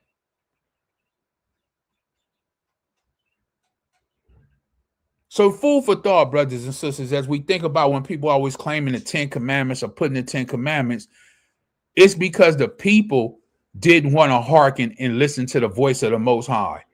And they were so in fear. Even though Moses told them don't fear, they still had that fear in their heart. Sister Dorothy said the people were terrified and told Moses to go ahead. And do not laugh. Yeah, God. That's exactly what they were. And I just don't feel that it's right today that we take that and turn around and say, well, that's Moses' law. No, because Moses wasn't going to even do that. That wasn't even his role that day. But since the people were so afraid, he had to step into that to show the people that there was no reason to fear the Most High. Like he says, he's only doing this to what? Prove you. It's the only reason he's doing it. He tells you in verse 20, fear not, brothers and sisters. The Most High has come to what? Prove you. The same thing he did when they was in the wilderness for 40 years. That you do what? All it is about is that he just doesn't want you to sin because he loves you. That's all. Just like us as parents, moms and dads out there, you hard on your kids. They take it as you this and you that, and they get upset and they get mad, but you're only doing it to protect them because you love them. That's all. Sometimes you guys don't disagree. Sometimes you guys don't get along. Sometimes you butt heads, a lot of stuff, but it's only because what? You love them. If you didn't care, you would let them go out there and do any old thing. And they would like it more because they don't have the understanding to know that they need that protection. And that's what Moses was trying to tell the people. So from that on, I just want to show that, right? Now let's go back where we were to Exodus 24, right? Starting at verse 3, right? And the reason all this is important, like I say, brothers and sisters, about the Israelite, about what I just showed you there, all this is why? Because he made a covenant with these people. And you might say, well, it doesn't matter. We're in the new covenant now. The sister Dorothy put it in there earlier, Malachi chapter 3, verse 6. He does not change. He never changes. She put that in there in the chat. So if that's the case, then we need to go back and we need to see what are these covenants, what's happening with the children of Israel and these Israelites. And in verse 3, it says, and Moses came and told the people all the words of Yahweh, which I just went over in Exodus 20, because he had to go up the mountain because they were too afraid to hear the words from the Most High. So now when Moses comes down, he says he told all the words of the Most High and all the judgments and all the people that were there, because this is not Moses' law. It says, and all the people answered with one voice and said, all the words which Yahweh have said, we will do. They didn't say all the words what Moses have said, we will do. No, because they knew Moses went up to get the word of the Most High because they heard the word. So it wasn't until later on that people start saying, well, that's Moses' law. No, it's not, because they didn't say that right here in Exodus 24:3. Verse 4, and Moses wrote all the words of who? The Most High Yahweh, and he rose up early in the morning. And this is why all this is important right here, brothers and sisters. All of the Akia, all of the Akwatiam. And he built an altar under the hill. For what? And it had 12 pillars. According to what? The 12 tribes of Israel. Remember, Jacob's name was changed to Israel. He had 12 sons, which are what? The 12 tribes of Israel. So when Moses did this, he built the altar. He had 12 pillars in representation of what? The 12 tribes of Israel, because what he's about to do is going to be for them. Verse 5, and he sent young men of the children of Israel, which offered burnt offerings and sacrificed peace offerings and of oxen unto the Most High Yahweh. And Moses took half of the blood and put it in a basin, and half of the blood he sprinkled on the altar. And he took the book of the covenant, what we have today, which we call the Holy Bible, right? And read in the audience of the people, all of those people that were standing there. He read these things in the audience of the people. And they said, this is what they said. Those people that were there in the audience, all that who? It does not say Moses. It says all that the Most High, Yahweh, the Ancient of Days and the Giver of Life, the Almighty, have said, we will do and be obedient. Once they said that, Moses took the blood and sprinkled it on the people and said, behold, the blood of the covenant which the Most High Yahweh have made with you concerning all these words. Moses didn't make the covenant. It's not Moses' covenant. But it's the covenant of who? The Most High. Sister Dorothy said if all was forgotten, there would be no need for a book of life or a lake of fire. Con, exactly. If all was forgotten. Now let's jump to the New Testament real quick, because I know brothers and sisters out there saying, well, why is all this important? Once again, here it is. Hebrews chapter 8, right? What? I'll start at 7. We'll read it all. This is Hebrews 8 and 7. Food for thought. For as the first covenant had been faultless, then should no place have been sought for the second one. Now, for those who don't understand, why was the first one not faultless, is because you had priests that were man. And man is what? flesh. And men don't hearken and don't listen the way they should and do the things that they ought to do. That's what made it wrong. It wasn't the very word of the Most High, but it was the man that it was given to. Because they said that they were going to hearken. I showed it to you, Exodus 24. They said all that he said we will do and be obedient, but that wasn't the case. It says right here in verse 8, for finding fault with who? Them. Not the word, not the law, not nothing that was given from the Most High on high, but finding fault with who? The men, the people of Israel. He said, behold, the days come, saith Yahweh, when I will make a new covenant with the house of Israel and with the house of Judah. Not according to the covenant that I made with their fathers in the day when I took them by the hand to lead them out of the land of Egypt.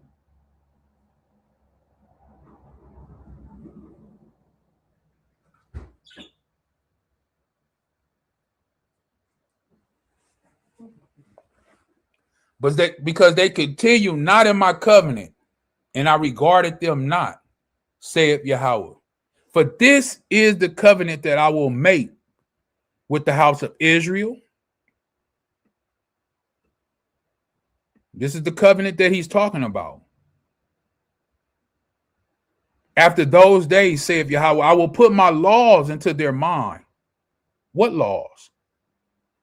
The same laws that he told Moses up there on the mountain.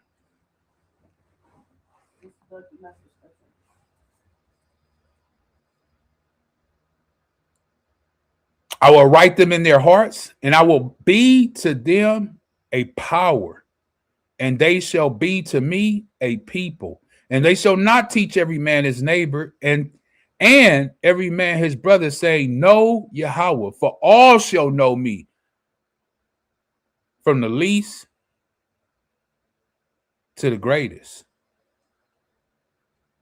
For I will be merciful to their unrighteousness and their sins and their iniquities, and I will remember no more. In that he said, a new covenant he had made the first old. Now that which is decayed and waxeth old is ready to vanish away. So what changed? The only difference in the covenant is that we have a high priest now, Hamashiach Yahushua, who doesn't change. And we don't need to sacrifice anymore because he was the ultimate sacrifice for all of the man's sins. It tells you this in the very next chapter, verse 9, verse 15. It tells you right here, 14. How much more shall the blood of Hamashiach, who through the eternal spirit, Rakah, offered himself without spot to the Most High, purge your conscience from the dead works to serve the living power. And for this cause, he is the mediator of the New Testament. This is why Hamashiach Yahushua, the only begotten Son, is the mediator of the New Testament. That by means of death, for the redemption of the transgression that were under the first law, the first covenant, first testament, they which are called might receive the promise of eternal inheritance. And that's all it's saying, brothers and sisters. He came in the comparative text, Hebrews 9:15, it says, that is why he is the one who mediates a new covenant between the Most High, the Father, and people, so that all who are called can receive the eternal inheritance. What inheritance? What inheritance he gave the children of Israel. The Most High has what? Promised who? Them. Who? The children of Israel, of Abraham, Isaac, and Jacob. For Hamashiach died to set them free from the penalty of the sins they had committed under the first covenant. That's why he came. He came and died for the penalty of those that was under that covenant from Mount Sinai that I showed you in Exodus 20 and 24. That covenant. That's why he came to die.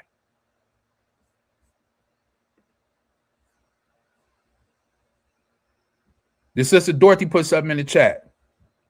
Ecclesiastes 12 and 13. Let's get that for her real quick. And you know, for those who know, you know, well, some people may know, some people may not know. Here it is right here on the screen. 12 and 13. Let us hear the whole, or let us hear the conclusion of the whole matter. Fear the Most High and keep his commandments. For this is the whole duty of man. Short and sweet. So when they tell you his commandments are done away with, they were nailed to the cross, you don't need to keep them. You only need to keep the 9 commandments that were re-said in the New Testament. If that's what you want to bank on, and that's what you want to put your trust on, brothers and sisters, or put your trust in, I should say, I can't make anyone do anything.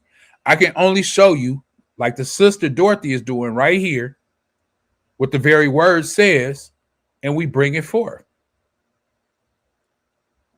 And for those who say that they are Israel or Israelite, these are the things that are pertaining to you. These are the things that were given to you.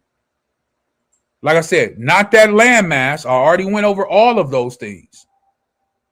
But we're talking about the descendants of who? Jacob, whose name was changed to Israel. Let me get this in the book of Romans. Let's bust it wide open, right? Romans chapter 9. And we'll start from right from the top. Everybody loves Paul. Here it is. Romans chapter 9, starting at verse 1. And it's going to go into great detail about everything that I went over. So I hope for those that have not caught the whole lesson, maybe jumped in right now or watch this at a later time, I would encourage you to please go back and start from the beginning, because I started from Genesis and now we're all the way here in the New Testament. And I showed you where the name Israel come from, where Israelite come from. And Paul said he was an Israelite. And here we are in Romans chapter 9, verse 1. And this is what Paul says. I say the truth in Hamashiach. I lie not. So he's telling you I'm not lying about anything that's finna come out of my mouth. This is truthful. My conscience also bearing me witness in the Quadash Rakah in the Hebrew. English, Holy Spirit. So the Holy Spirit is his witness that he's not lying. And to make to say something like that, for those who know and have read, once again, when you read Acts 5 and 5, when Ananias lied to Peter, Peter said, you ain't lying to me, you lied to who? The Holy Spirit. So Paul is saying right here, I'm not lying. I'm in the Spirit, and the Holy Spirit, the Quadash Rakah, is my witness from what I'm about to say, that I have great heaviness and continual sorrow in my heart. For I could wish that myself were accursed from Hamashiach, for my brethren, my kinsmen, according to the flesh. So he's not speaking spiritual right here. He said this has to do with what? The flesh. Okay. So if you want to say spiritual, he told you right here out of his own mouth that this is according to what? The flesh. Who are what? Israelites. This is the flesh thing. To whom pertaineth the adoption? The word pertaineth, what does that mean? Anybody know the definition of what pertaineth? To belong as a part member Attributed. So something that belongs to you, something that's attributed to you, something that you are part of.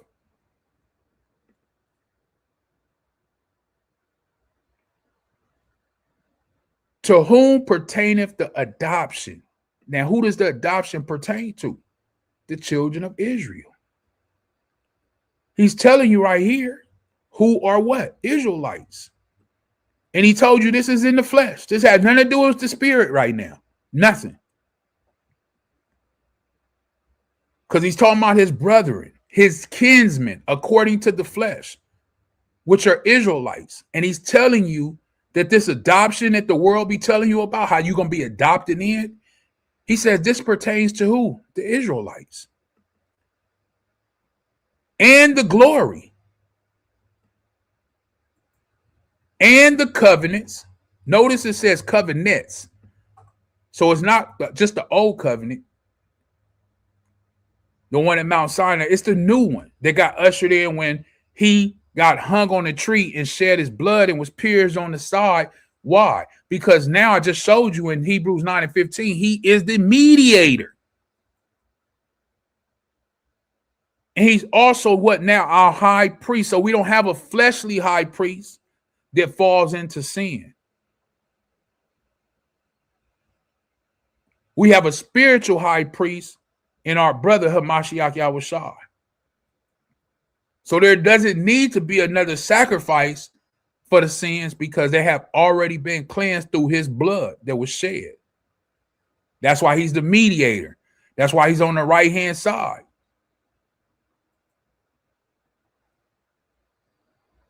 So both covenants, it says, and the giving of the law. I already showed you that, brothers and sisters. Please, Exodus 20:24. When he sprinkled the blood on the people, they said, all that you have said, all that the Most High have said, we will obey and be obedient. And he took the blood out of the basin and sprinkled it on the people, on the altar, and on the book of the covenant. Exodus 24:3 on down. And the service of the Most High, which was the Levitical priesthood at that time. But now in today's time, any man that's serving under the Most High, as Peter says, you are a priest. And then he says, and the promises, not just promise, but promises, multiple promises that were made. I went over a few of them with you in Genesis chapter 12. He said, all those that curse thee, speaking of Abraham or Abram, the Most High will curse them. And all those that bless you, he will bless. Well, we know that all of the nations of the earth have cursed the children of Israel. There's not no nation on this planet earth that has not cursed the children of Israel. So how can you say that you're waiting on the promises when all the nations of the earth have cursed the children of Israel? That doesn't even make sense. Verse 5. Here it is right here. It's going to bust it all the way open. Speaking about Jacob, Esau, everything. Whose are the fathers, and whom, as concerning the flesh, Hamashiach came, who is over all, Elohayim, blessed forever, Amawah, right? Watch this. Let me show you this in the comparative text. Because it tells you here in the New Living Translation that even Hamashiach is a what? Israelite. The only begotten son, the one who came to the earth, walked on the earth, hung on a tree, pierced on the side, crown of thorns, beat, whipped, mocked, clothes ripped. It says right here, Abraham, Isaac, and Jacob are the ancestors. And Hamashiach himself was an Israelite as far as human nature is concerned. That human nature, that flesh and blood that he was when he walked the earth, he was an Israelite from the tribe of Judah. And he is Elohayah. the one who rules over everything and is worthy of eternal praise. Amawah. Let's keep going.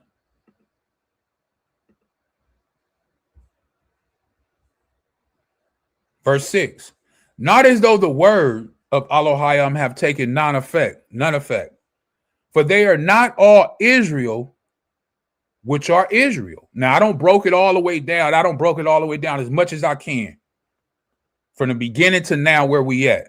But it's telling you, brothers and sisters, there are some people who say that they're Israelites or say that they're Israel, and they are not. Paul is telling you this right here. Not as though the word of Elohim have taken no effect, for they are not all Israel, which are of Israel. Neither because they are the seed of Abraham are they the children.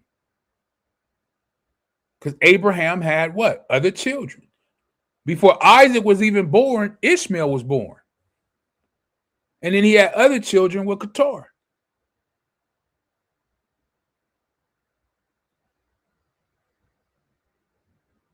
But it says what? In Isaac shall thy seed be called. Can you like raise it or something? Yeah. Take the thing off or can't see? This is why it says Abraham, Isaac, and Jacob. And Paul is letting you know here in Romans 9:7, neither because they are the seed of Abraham, meaning just because you come out of Abraham does not necessarily mean that you receive the promises that were spoken about in verse 4. But it has to be what? Of Isaac and Jacob. Verse 8. That is, they which are the children of what? The flesh. So all of those other children, Ishmael, and all of the other children Abraham had, those are children of the flesh. Paul says these are not. I didn't say this, brothers and sisters. This is in the New Testament, in the book of Romans, chapter 9, verse 8. Paul says out his own mouth, remember, he said he would not lie, that the Holy Spirit is bearing him witness. These are not the children of the Most High, but the children of the promise are counted for the seed. For this is the word of the promise. At this time will I come, and Sarah shall have a son. This was the word of the promise. So you telling me, when we go back up here to verse 4, and everybody in the world now is waiting on all this right here in verse 4, the covenants, the giving of the law, the services of the Most High, and the promises. But Paul explains it down here and tell you about the promise. Verse 9, for this is the word of the promise. At this time will I come. And Sarah, it didn't say nothing about the Amorites. It didn't say nothing about the Moabites. It didn't say nothing about the Perizzites. It didn't say nothing about the Canaanites. It didn't say nothing about nobody else. It says, but at this time will I come, and Sarah shall have a son, which was Isaac. And not only this, but when Rebekah, which we went over in Genesis chapter 25, you can go back yourself and read it. But Paul says, but not only this, I don't told you about Isaac and Sarah, but not only that, hold on, wait a minute. Not only that, but when Rebekah also had conceived by one, even by our father, who? Isaac. Verse 11, for the children being not yet born, neither having done any good or evil, had nothing to do. They hadn't even been born yet. They hadn't even came out the womb and done anything yet. They had nothing to do with nothing. It says that the purpose of the Most High, according to election might stand, because the Most High has elected who will stand and who will fall, who are the children of the promise and who are not the children of the promise. Just because you go to a church on Sunday and you call yourself a Christian and you say you believe in Jesus Christ, that don't mean that you a child of the promise. He's telling you right here. It's in Abraham, Isaac, and Jacob. If you don't want to believe it and you say, well, no, that's fine. You can believe what you want. But I'm only showing you what's written. And if you don't want to believe what is written, like the brother Timothy put in the chat, the last one, John 7:38, I believe. 38, 39, believe on me as the scripture have said. Hey, I can't make you. But it says right here in black and white that the purpose of the Most High according to election might stand, not of works, but of him that calleth. Verse 12, it was said unto her that the older shall serve the younger, which I read earlier in Genesis 25. Who is the elder? Esau. Who is the younger? Jacob. As it is written, as it says right here, Romans 9:13, as it is written, Jacob have I loved. Jacob's name was changed to what? Israel. But Esau have I hated. And I know it's like I said, it's going to be some people who disagree and they have feelings and emotions about it. But as Paul is going to say right here in verse 14, and I switched to New Living Translation to make it as easy as possible, right? Verse 14, as I'm reading this, Paul knows that this is going to hurt certain people. People are going to get emotional. They're going to feel a certain way. How dare you? I've been a Christian all my life. You can't tell me I don't believe. You can't tell me I'm not part of the covenants or the promises. It's not me. Paul says this, are we saying then that the Most High was unfair? He says, of course not. Of course not. For the Most High said to Moses, I will show mercy to anyone I choose, and I will show compassion to anyone I choose. So, verse 16, so it is the Most High who decides to show mercy. We can never choose. We can't choose it, brothers and sisters, nor work for it. For the scriptures say that the Most High told Pharaoh, I have appointed you for the very purpose of displaying my power in you and to spread my fame throughout the earth. So you see, the Most High chooses to show mercy to some, and he chooses to harden the hearts of others, so they refuse to listen. So if you don't listen to this message, or you're not hearkening, or it's not resonating with your spirit or your rakah, I understand, because Paul is telling us right here. It's the Most High that's hardening your heart, not me. It's the Most High. You can reject it, put a thumbs down, curse me out, say this, say that. Paul already told us right here in verse 18. Then he says in verse 19, well then, you might say, why does the Most High blame people for not responding? Haven't they simply done what he makes them do? That's what somebody might say. No, don't say that. Who are you, a mere human being, to argue with the Most High? And people want to do that. People want to argue with the Most High.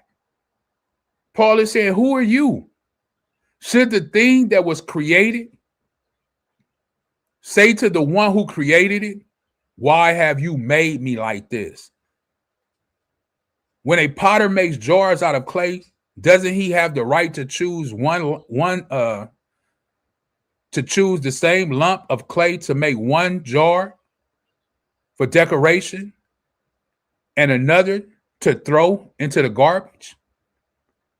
That's basically us, what Paul is saying. Some he's going to make for decoration, people, and some people he's going to throw into the garbage. I know it's hard to see and visualize and hear these things, brothers and sisters, but this is why it's important who the Israelites are, because the covenants was given to them, the adoption was given to them, the promises was given to them, the giving of the law was given to them, the services of the Most High was given to them. This is why it's so important. Verse 22, in the same way, even though the Most High has the right to show his anger and his power, he is very patient with those on whom his anger falls, who are destined for what? Destruction. He does this to make the riches of his glory shine even brighter on those to whom he shows mercy, who were prepared in advance for glory. Nothing you could do now. It's already written. If you're going to receive mercy, you're going to receive it. If not, you're not. It's nothing that you could do. That's why he gave a description about the twins. They wasn't even born yet. They hadn't even done anything. It's by the election. It's nothing that you could do. You're just living your life. You looking at your life like, oh, I done this and I done that. And oh man, you know, all this I done. And he may not. If he was going to forgive you, he has already forgiven you. It's already done. Before you was even born out of your mother's womb. Before you even thought of. Before the foundation of the earth. Everything that you have done in the course of your life, he already knew you was going to do it. That's why the son came. If you part of the elect, the son already came and died for it. You just living it right now. But he has already died for it. That's why it says at the fulfillment of the time. He came at the end of times. Yes, when Hamashiach Yahushua came, the only begotten son came, it was the end of times. And we're living in the last of the end of the times. That's why he came. So we're just living it out now. Everything that we was going to sin and do has already been paid for. He already knew. There was no surprises. Oh, wow, you did that today? Wow, I was surprised. Now I got to go back and sacrifice for that. No. Everything we've already done, he already knew. Our children, and all the way to the end, it's already known.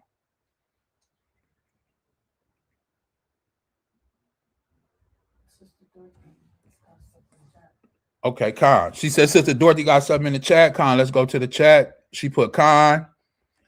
She also says, I love verse 41. Khan. Is that in Romans? No, that couldn't be in Romans. Dorothy, she says, Khan, whatever the Almighty says goes. And that's that. We don't have to like it, but we better be humble and submit to his will. Khan. And she got another one. It says, one of these days we're going to look back over our lives and realize how foolish we were. Girl, Khan do that right now. Khan. She said, Mayana Pasha, she said she does that right now. Every day. You know, but we were given something. Let me get this real quick in the 1611, King James. No, we will. But, you know, this is why I said I try to tell brothers and sisters, don't be so hard on yourself. Yeah, be hard, but don't be so hard. Don't beat yourself up so much. Why? Because he already knew when he chose you all those things and the bumps and bruises and the falls and the snares and the traps that you were going to go through. But yeah, he still chose you, brother. He still chose you, sister. You know, it's no surprises to him. You know, this is the book of Ecclesiastic Us in the King 1611 King James Bible. If you don't have you one, you should get you one. Yeah, right. Chapter 19, and I'm gonna go to verse 19. Right here it is here. Right, it says the knowledge of the commandments of Yahweh is the doctrine of life, and they that do the things that please him shall receive the fruit of the tree of immortality. Verse 20, the fear of Yahweh is all wisdom, and in all wisdom is the performance of the law and the knowledge of his omnipotency. You know, we have to think about these things. Let me get a couple more while we're here. Which one was that one? That was 1919. Okay. I'm going to jump over to 23 real quick. It's a lot in here, right? 23 and 19 is where I'm going, I believe. No, I'm going to start at 17, right? Same book, chapter 23, verse 17. It says, all bread is sweet to a whoremonger. He will not leave off till he die. Brothers and sisters, don't be this. Don't let your sins hold you down until you die. Right? This is why it says all bread, all sin is sweet to a whoremonger. He won't leave it alone until he died. A man that breaketh wedlock. Let me make it a little smaller. A man that breaketh wedlock saith thus in his heart, who seeth me? I am compassed with darkness. The walls cover me, and nobody seeth me. What need I to fear the Most High?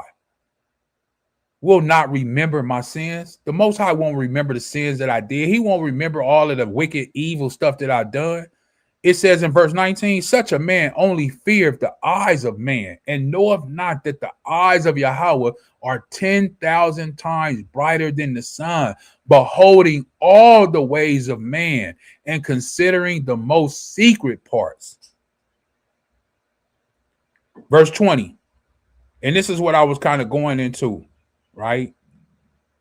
About before you came out of your mother's womb, before you was even thought of, before the foundation of the earth, it says in verse 20, he knew all things ever they were created, meaning he knows everything before it was even brought forth. So also after they were perfected, he looked upon them all. This man shall be punished in the streets of the city where he suspected not. He shall be what? Taken. When you least suspect it, and you won't let go of those sins, you won't let go of that evil, you won't let go of that unrighteousness, you want to just be a whoremonger till you die, the Most High is telling you when you least suspect it, that's when he's going to come and take his soul back. That's when he's going to come and take his soul back. I got one more. Same book. One more. I'm going to go to 40. I think it's 43. What chapter was that one? That was chapter 19, starting at verse 17, I believe.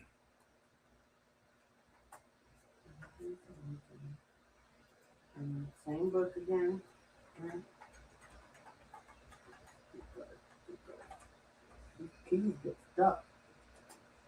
Yeah, this is the same book, chapter 43, verse 30.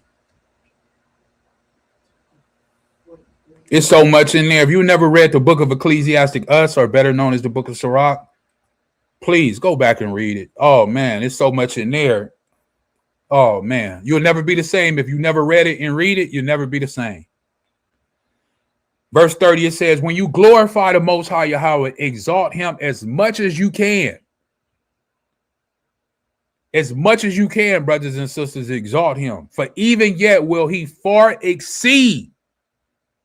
And when you exalt him, put forth all your strength and be not weary. For you can never go far enough for the Most High. You can never, ever go far enough, brothers and sisters. Who have seen him that he might tell us, or who can magnify him as he is? There are yet hid greater things than these be.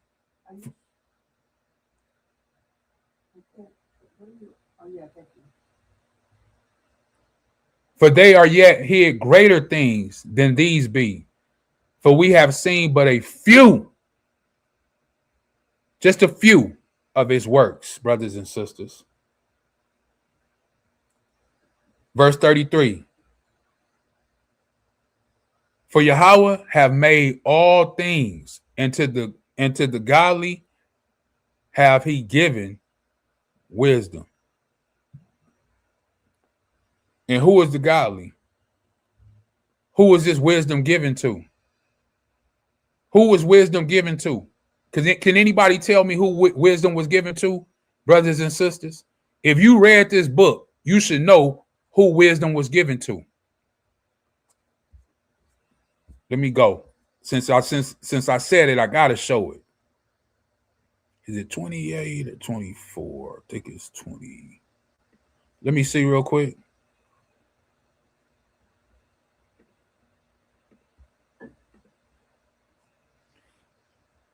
I'm gonna show you who wisdom was given to.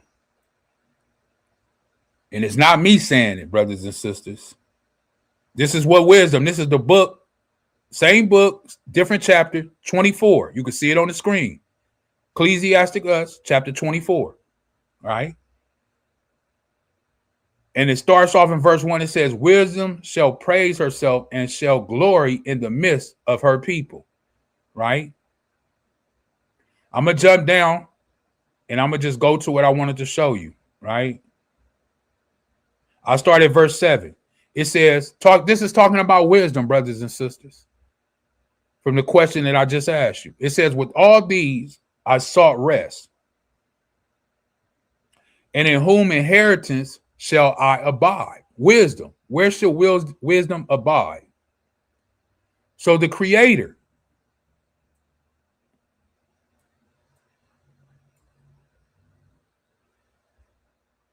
So the Creator of all things gave me a commandment. So wisdom was given commandments too. We're not the only ones that have commandments. The angels have commandments. The spirits have commandments. Even the only begotten Son had commandments. So I don't understand why you think that the commandments is done away with when everybody else have commandments. Wisdom is telling you right here that the Creator gave wisdom, which is a spirit, a rakah, a commandment. And he that made me, so it was created, it was made, caused my tabernacle to rest, and said, let thy dwelling be in who? Jacob. Brothers and sisters, I don't broke it all down to you today who Jacob is. His name was changed to Israel, and then it says, and thine inheritance, Israel. Verse 9. He created me from the beginning, before the world, and I shall never fail. That's why I'm telling you, brothers and sisters, don't worry about your life. He already created and told us all that was going to happen. His Son already died for you. Just as wisdom was created, you were created. And all these things happened before the world was even brought forth. Verse 10, in the holy tabernacle I served before him, and so was I established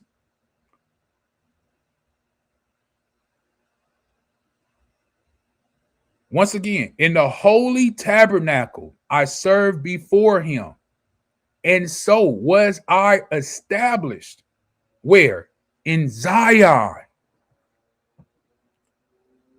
Where was wisdom established? In Zion.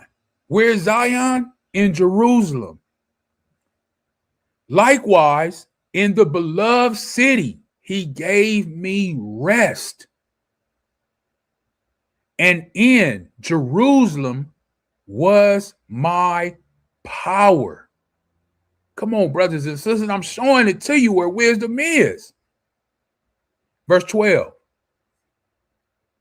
And I took root in an honorable people. What people is this? The 12 tribes of Israel. Wisdom said it took root in an honorable people, even in the portion of Yahweh's inheritance. So where is it? It's in Israel. And let me show you right here real quick. Let me share my screen. We're going to go to Deuteronomy real quick. Deuteronomy chapter 4. Just as I showed you there, I'm going to show you here where wisdom is right here. Deuteronomy chapter 4, verse, I'll start at 5, right? Let me know when you get there. Deuteronomy 4 and 5. We almost done, brothers and sisters. I'm about to wrap it up. We almost there. Just a few more minutes. Just bear with me.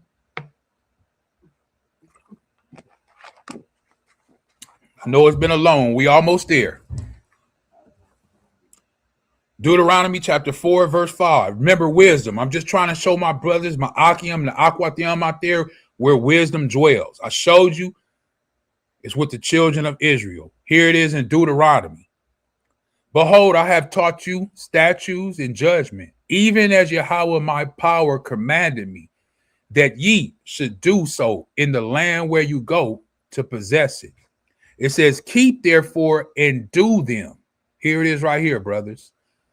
If anyone out there, and I'm going to show you in the New Testament too, if anyone out there is teaching you or telling you that the commandments are done away with, and you don't have to keep the commandments of the Most High and His only begotten Son, Hamashiach Yahushai, then you are losing and you have lost your wisdom, brothers and sisters, because it says right here in Deuteronomy 4 and 6, keep therefore and do them, for this is your wisdom. So if you're not doing them and people are teaching you that it's okay to not do them, then you have no wisdom. It says, and your understanding in the sight of the nations, which shall hear all these statutes and say, surely this great nation just means people. Surely this great people is a wise and understanding people. And I know you said, well, you said you was going to show me in the New Testament. Let me show you in the New Testament real quick. Matthew chapter 5, verse 17.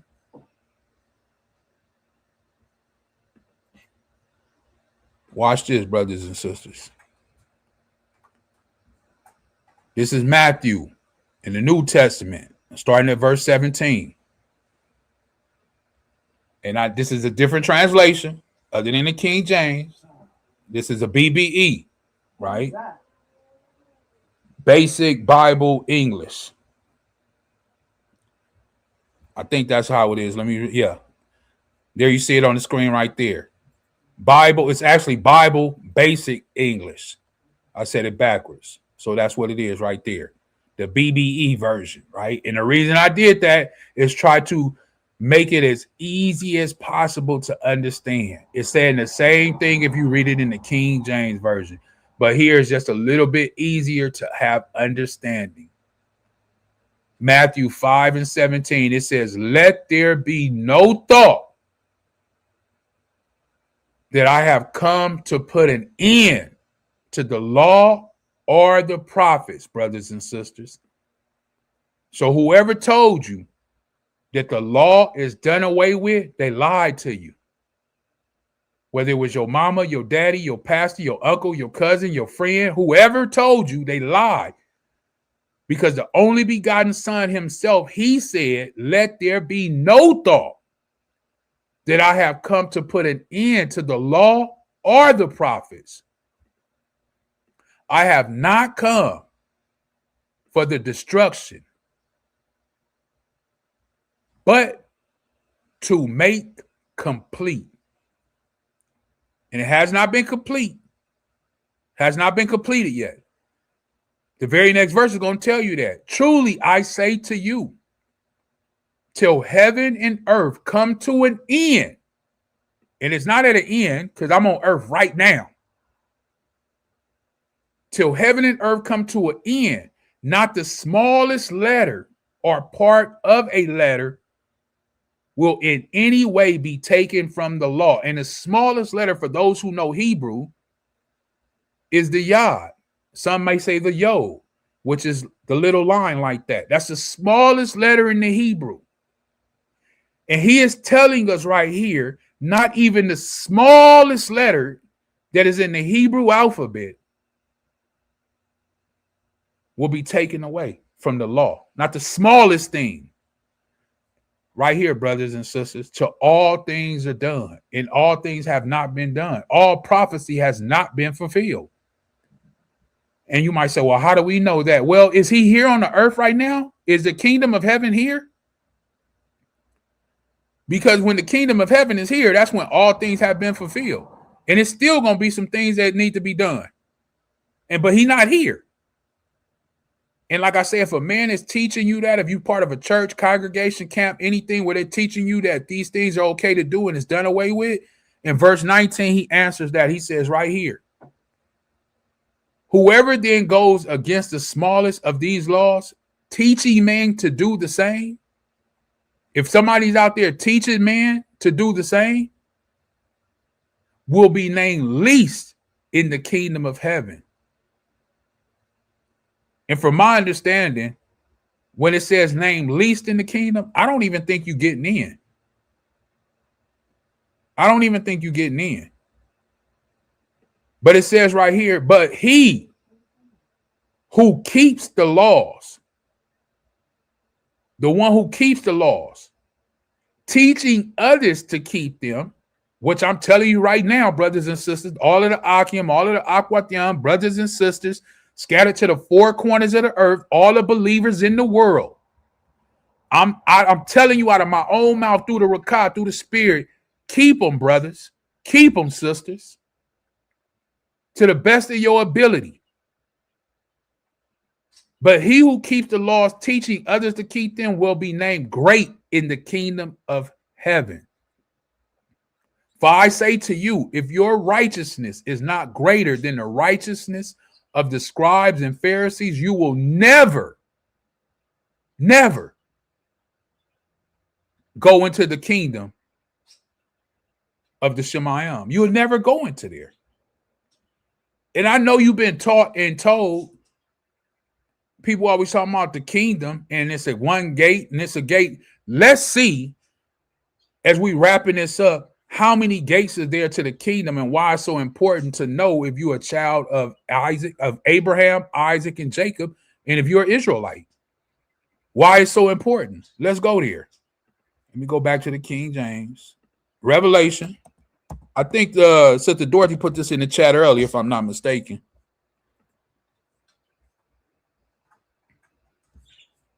Revelation.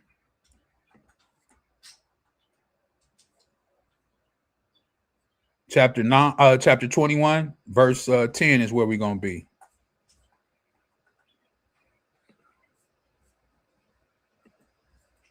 Turn there with me, brothers and sisters. Please.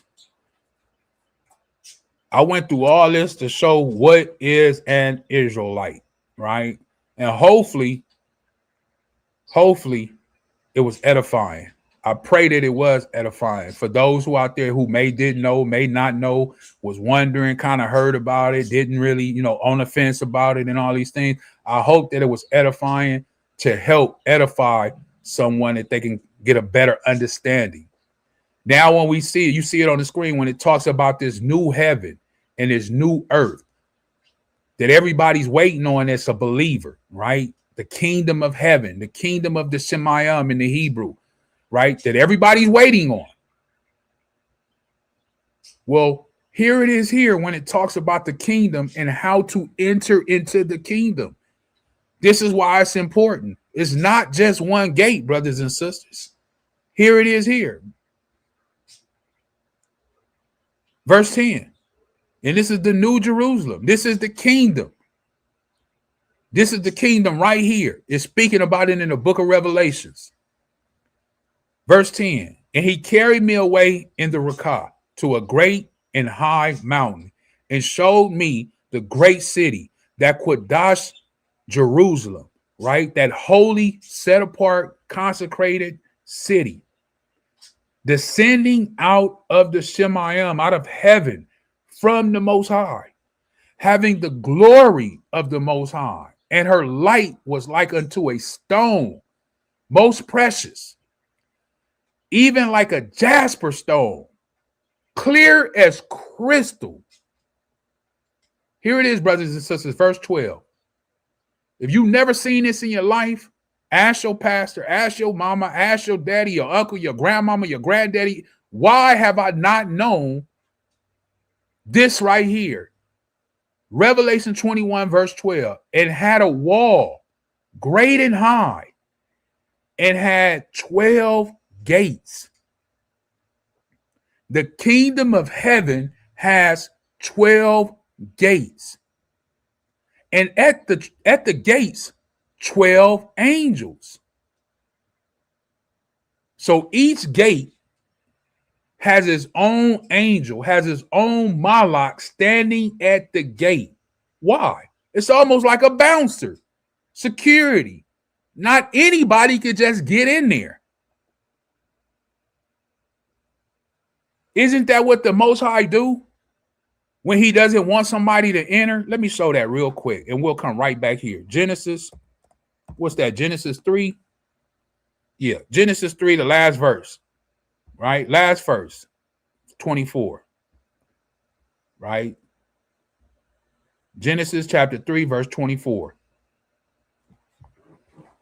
From the beginning of the Bible to the end of the Bible, right? When the Most High wants things to be done in a certain manner, what does he do? He puts an angel there, right? Not anybody could just get in here.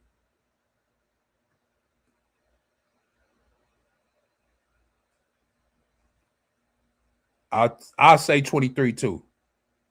Therefore, Yahweh, the Most High, sent him forth. Who is it talking about? Adam and Eve, from the garden of Eden to till the ground whence he was taken. Verse 24. So he drove out the man, and he placed at the east of the garden a cherubim, which is an angel, a malach, and a flaming sword, which turned every way to keep the way of the tree of what? Life. That's what he puts there. Those are angels. Those are angels. You might say, well, how do we know this? Let me just show you, showing you that it is an angel. That one was called a cherubim. Now here we have right here in Isaiah, he's in this vision, right? And it says right here, and above stood what? The seraphims. Each one has 6 wings. With 2 are twine, he covered his face. And with twine, he covered his feet. And with twine, he did fly. And one cried unto the other and said, Quadash, Quadash, Quadash, holy, holy, holy is Yahweh of hosts. The whole earth is full of his glory. These are angels, malaks that are flying around the Most High, praising him constantly, all day long. And this is called a seraphim. Now, they're different kind of angels, different kind of malaks. Just like you have Uriel and Michael. They are called archangels or archmalaks. So all of these different angels have different titles of things that they do. And in this description, it's telling you that this one has 6 wings. Let me click on that word real quick, and then we'll just go back to Revelations. I just want to see what it says right here.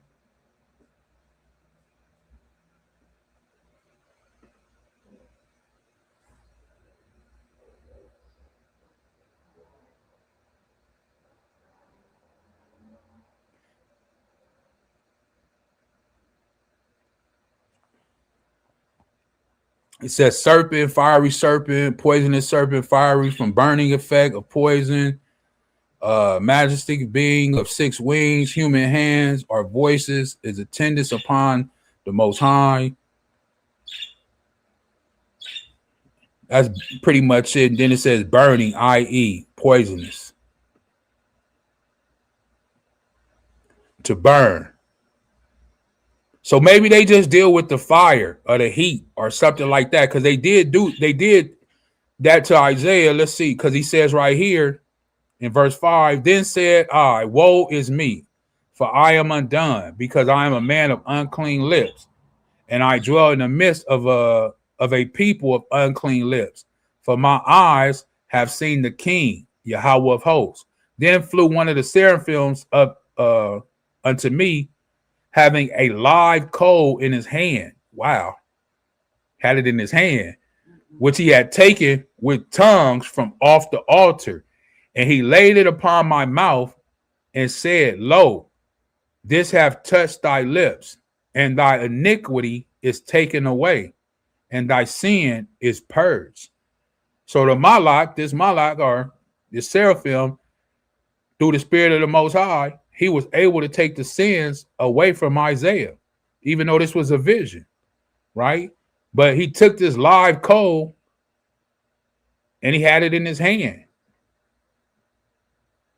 You know, so I'm just giving you the thing that is angels. And then when we go back to Revelation chapter 21, and it's telling you that it's angels standing at the gate. Not anyone can just enter here. Verse 12, once again. I'm sorry. Go ahead. You got something you want to say? I have a question. Go ahead. So you're saying that the seraphim was at the gate? No. I'm a little confused. No, the seraphims, they the ones that's around the Most High. That's their job. Right, but you said each gate has an angel. I'm not saying the seraphims are here. These are just different angels. Okay. Right.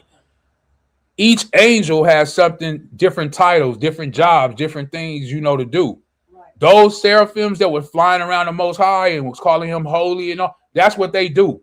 Right. They don't leave from right there. Just like you have Malak, when you read in the book of Tobit, when he said he's the Malak that takes the prayers up. So do you know, is there anything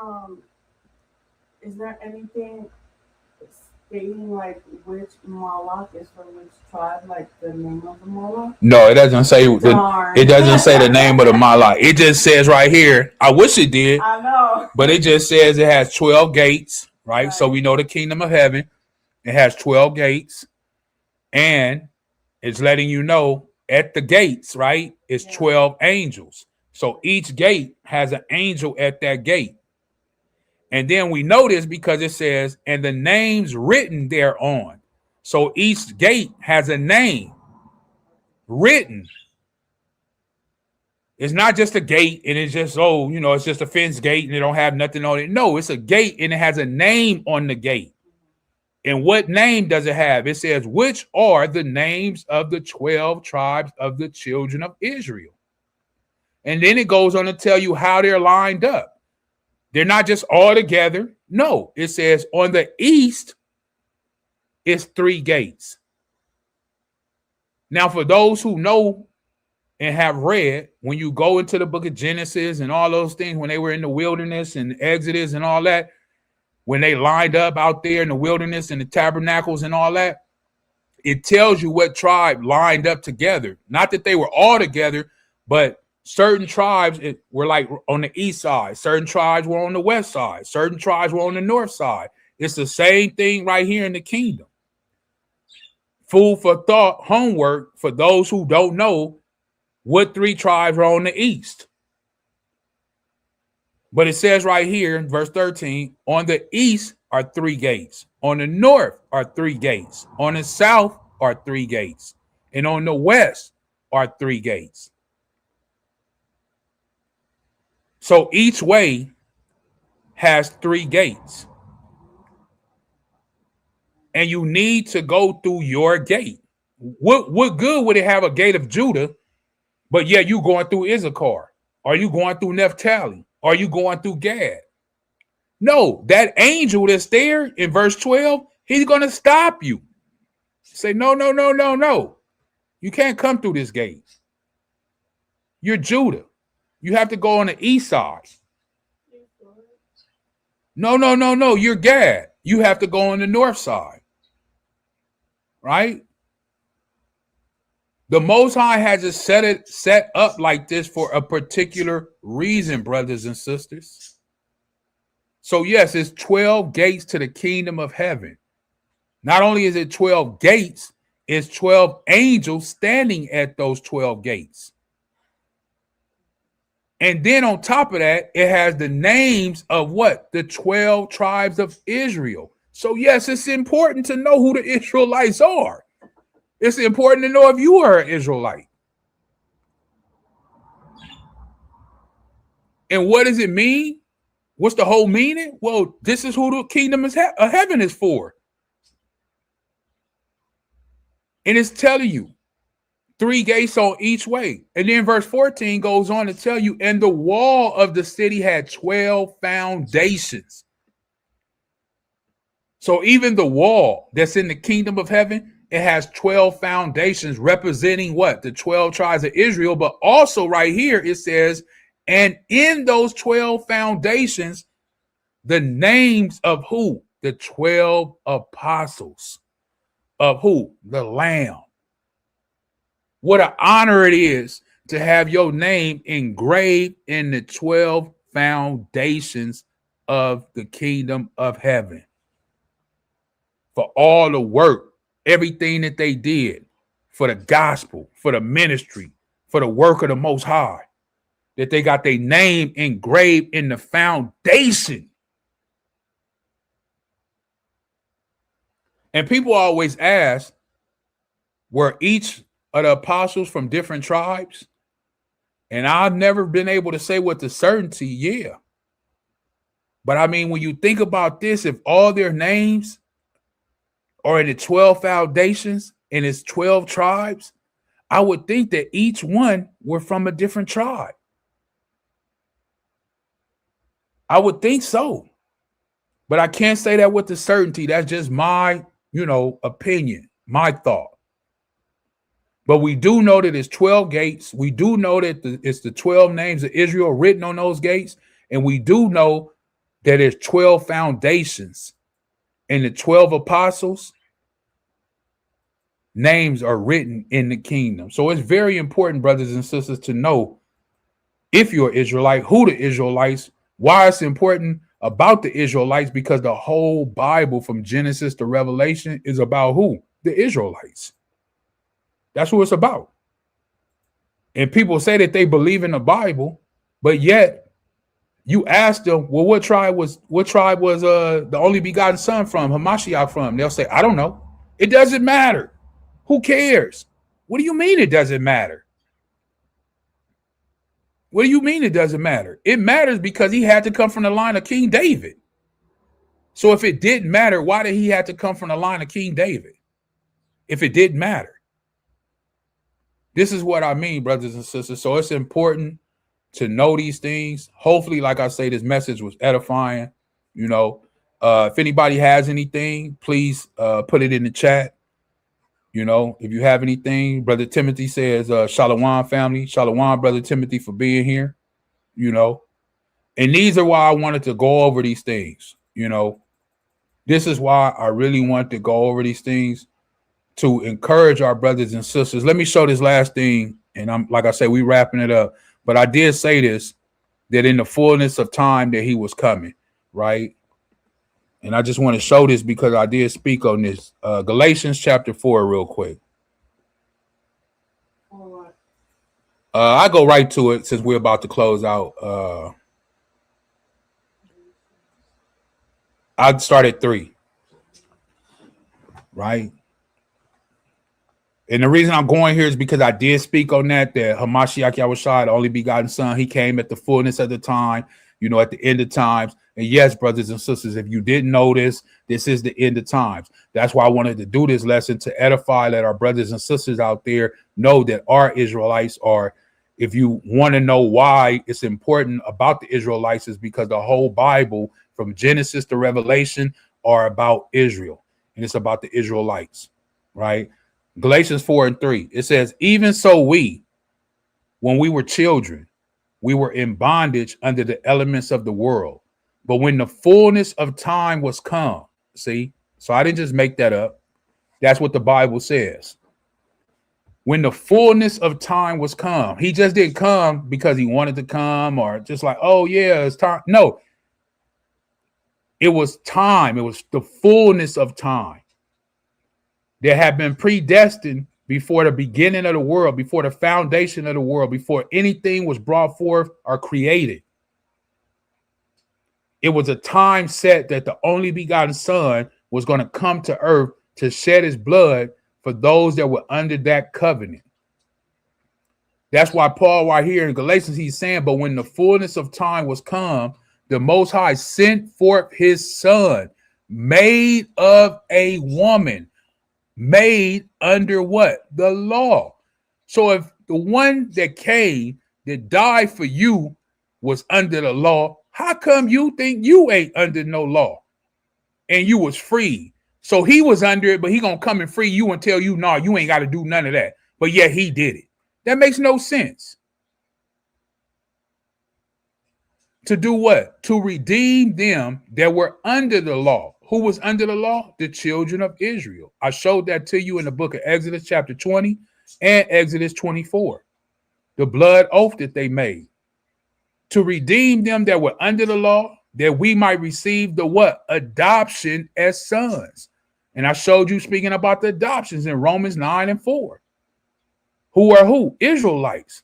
That's who the adoption is for, as sons, as it says.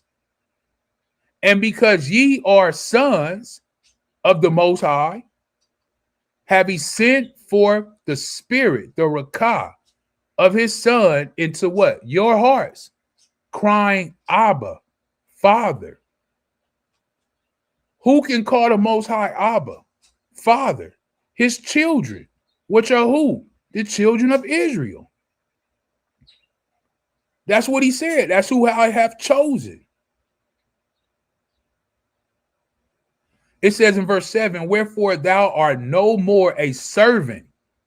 That's why he calls us in John 15 and 13. We're not servants anymore, but we're what? Friends. It says right here, but a son. And if a son, then a heir of the Most High through who? Hamashiach. You are heir now. You have an inheritance. You have an inheritance to receive, brothers and sisters.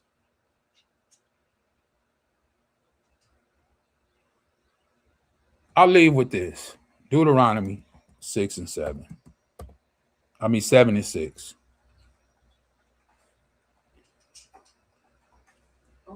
All the brothers and sisters out there, the Akim, the Aquatyam, scattered to the four corners of the earth, this is for you, right?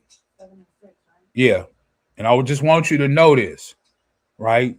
Don't take this and be like, oh, see, I'm this and I'm that. No, don't have that mindset, brothers and sisters, because it's not because it's something you did. It's because the promise that the Most High made to Abraham, Isaac, and Jacob, and because of his namesake. He's not like man that he shall lie. He's not like the son of man. He's not like none of us. But once he says something, he doesn't change. His words doesn't come back void. Deuteronomy 7 and 6. For thou art a holy people unto Yahweh thy power. Yahweh thy power hath chosen thee to be a special people unto himself above all people that are upon the face of the earth.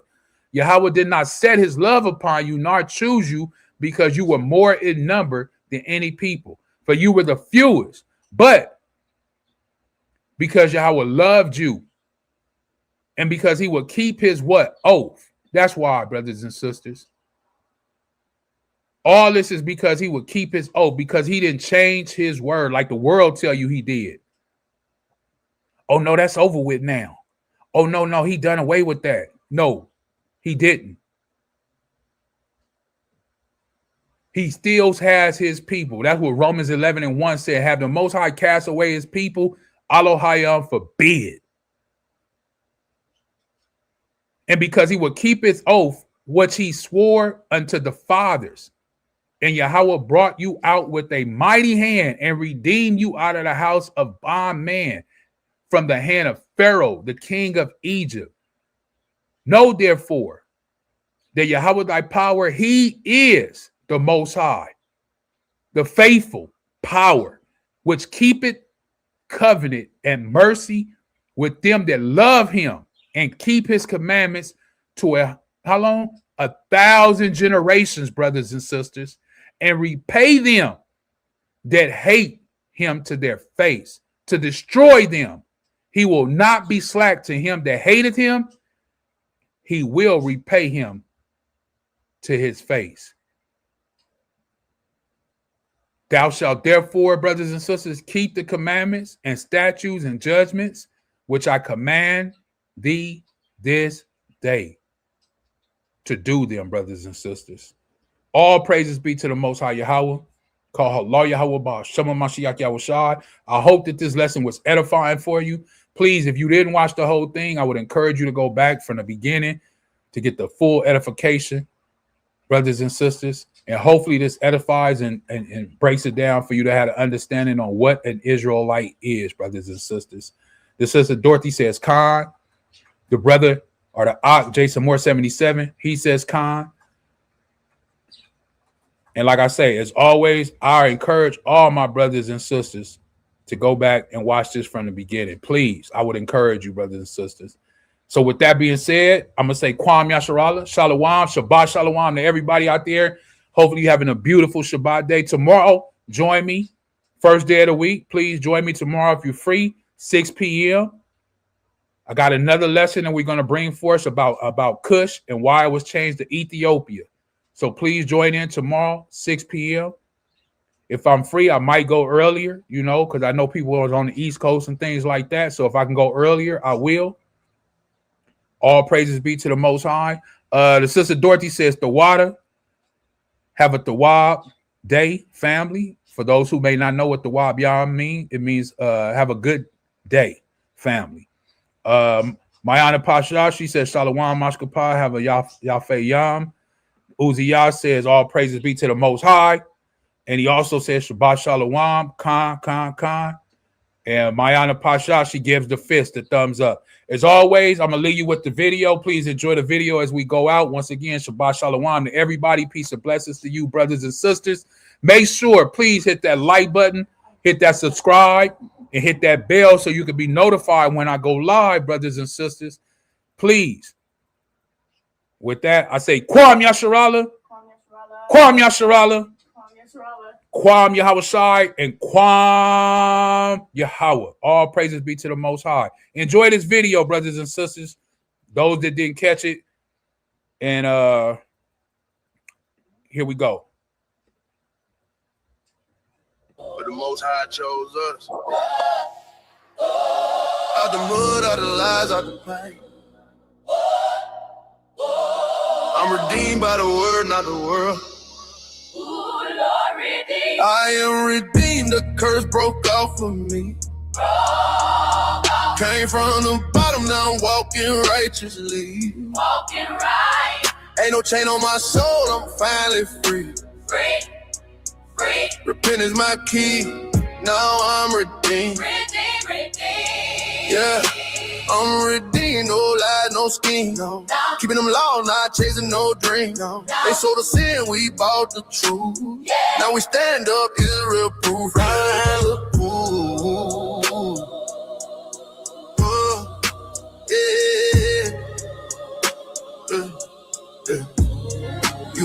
Used to think success with money and gold. Now I read the book, now I see what's told. We the ones that they put in the field. Now we rise up, truth getting revealed. No pork, no shrimp, I'm clean with it. Fringes on deck, yeah, I mean business. Repent or perish, them words ain't sweet. Fire coming down that Babylon heat. I am redeemed, the curse broke off of me. Came from the bottom, now walking righteously. Walking right. Ain't no chain on my soul, I'm finally free. Repentance my key, now I'm redeemed. Yeah. I used to chase sin like a check in the mail.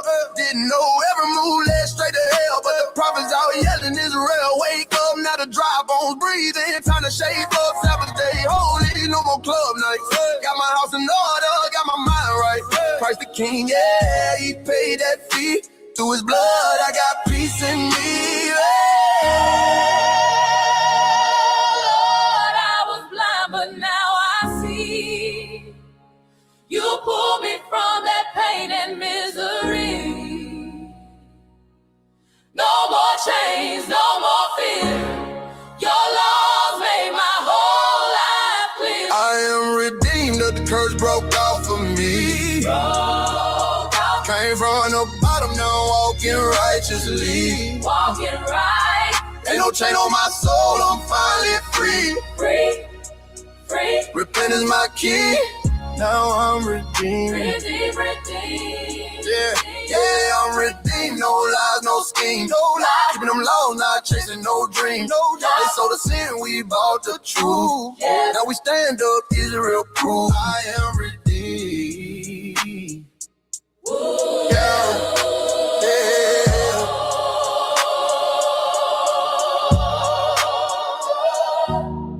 From Memphis to Jerusalem, we stand strong in this truth.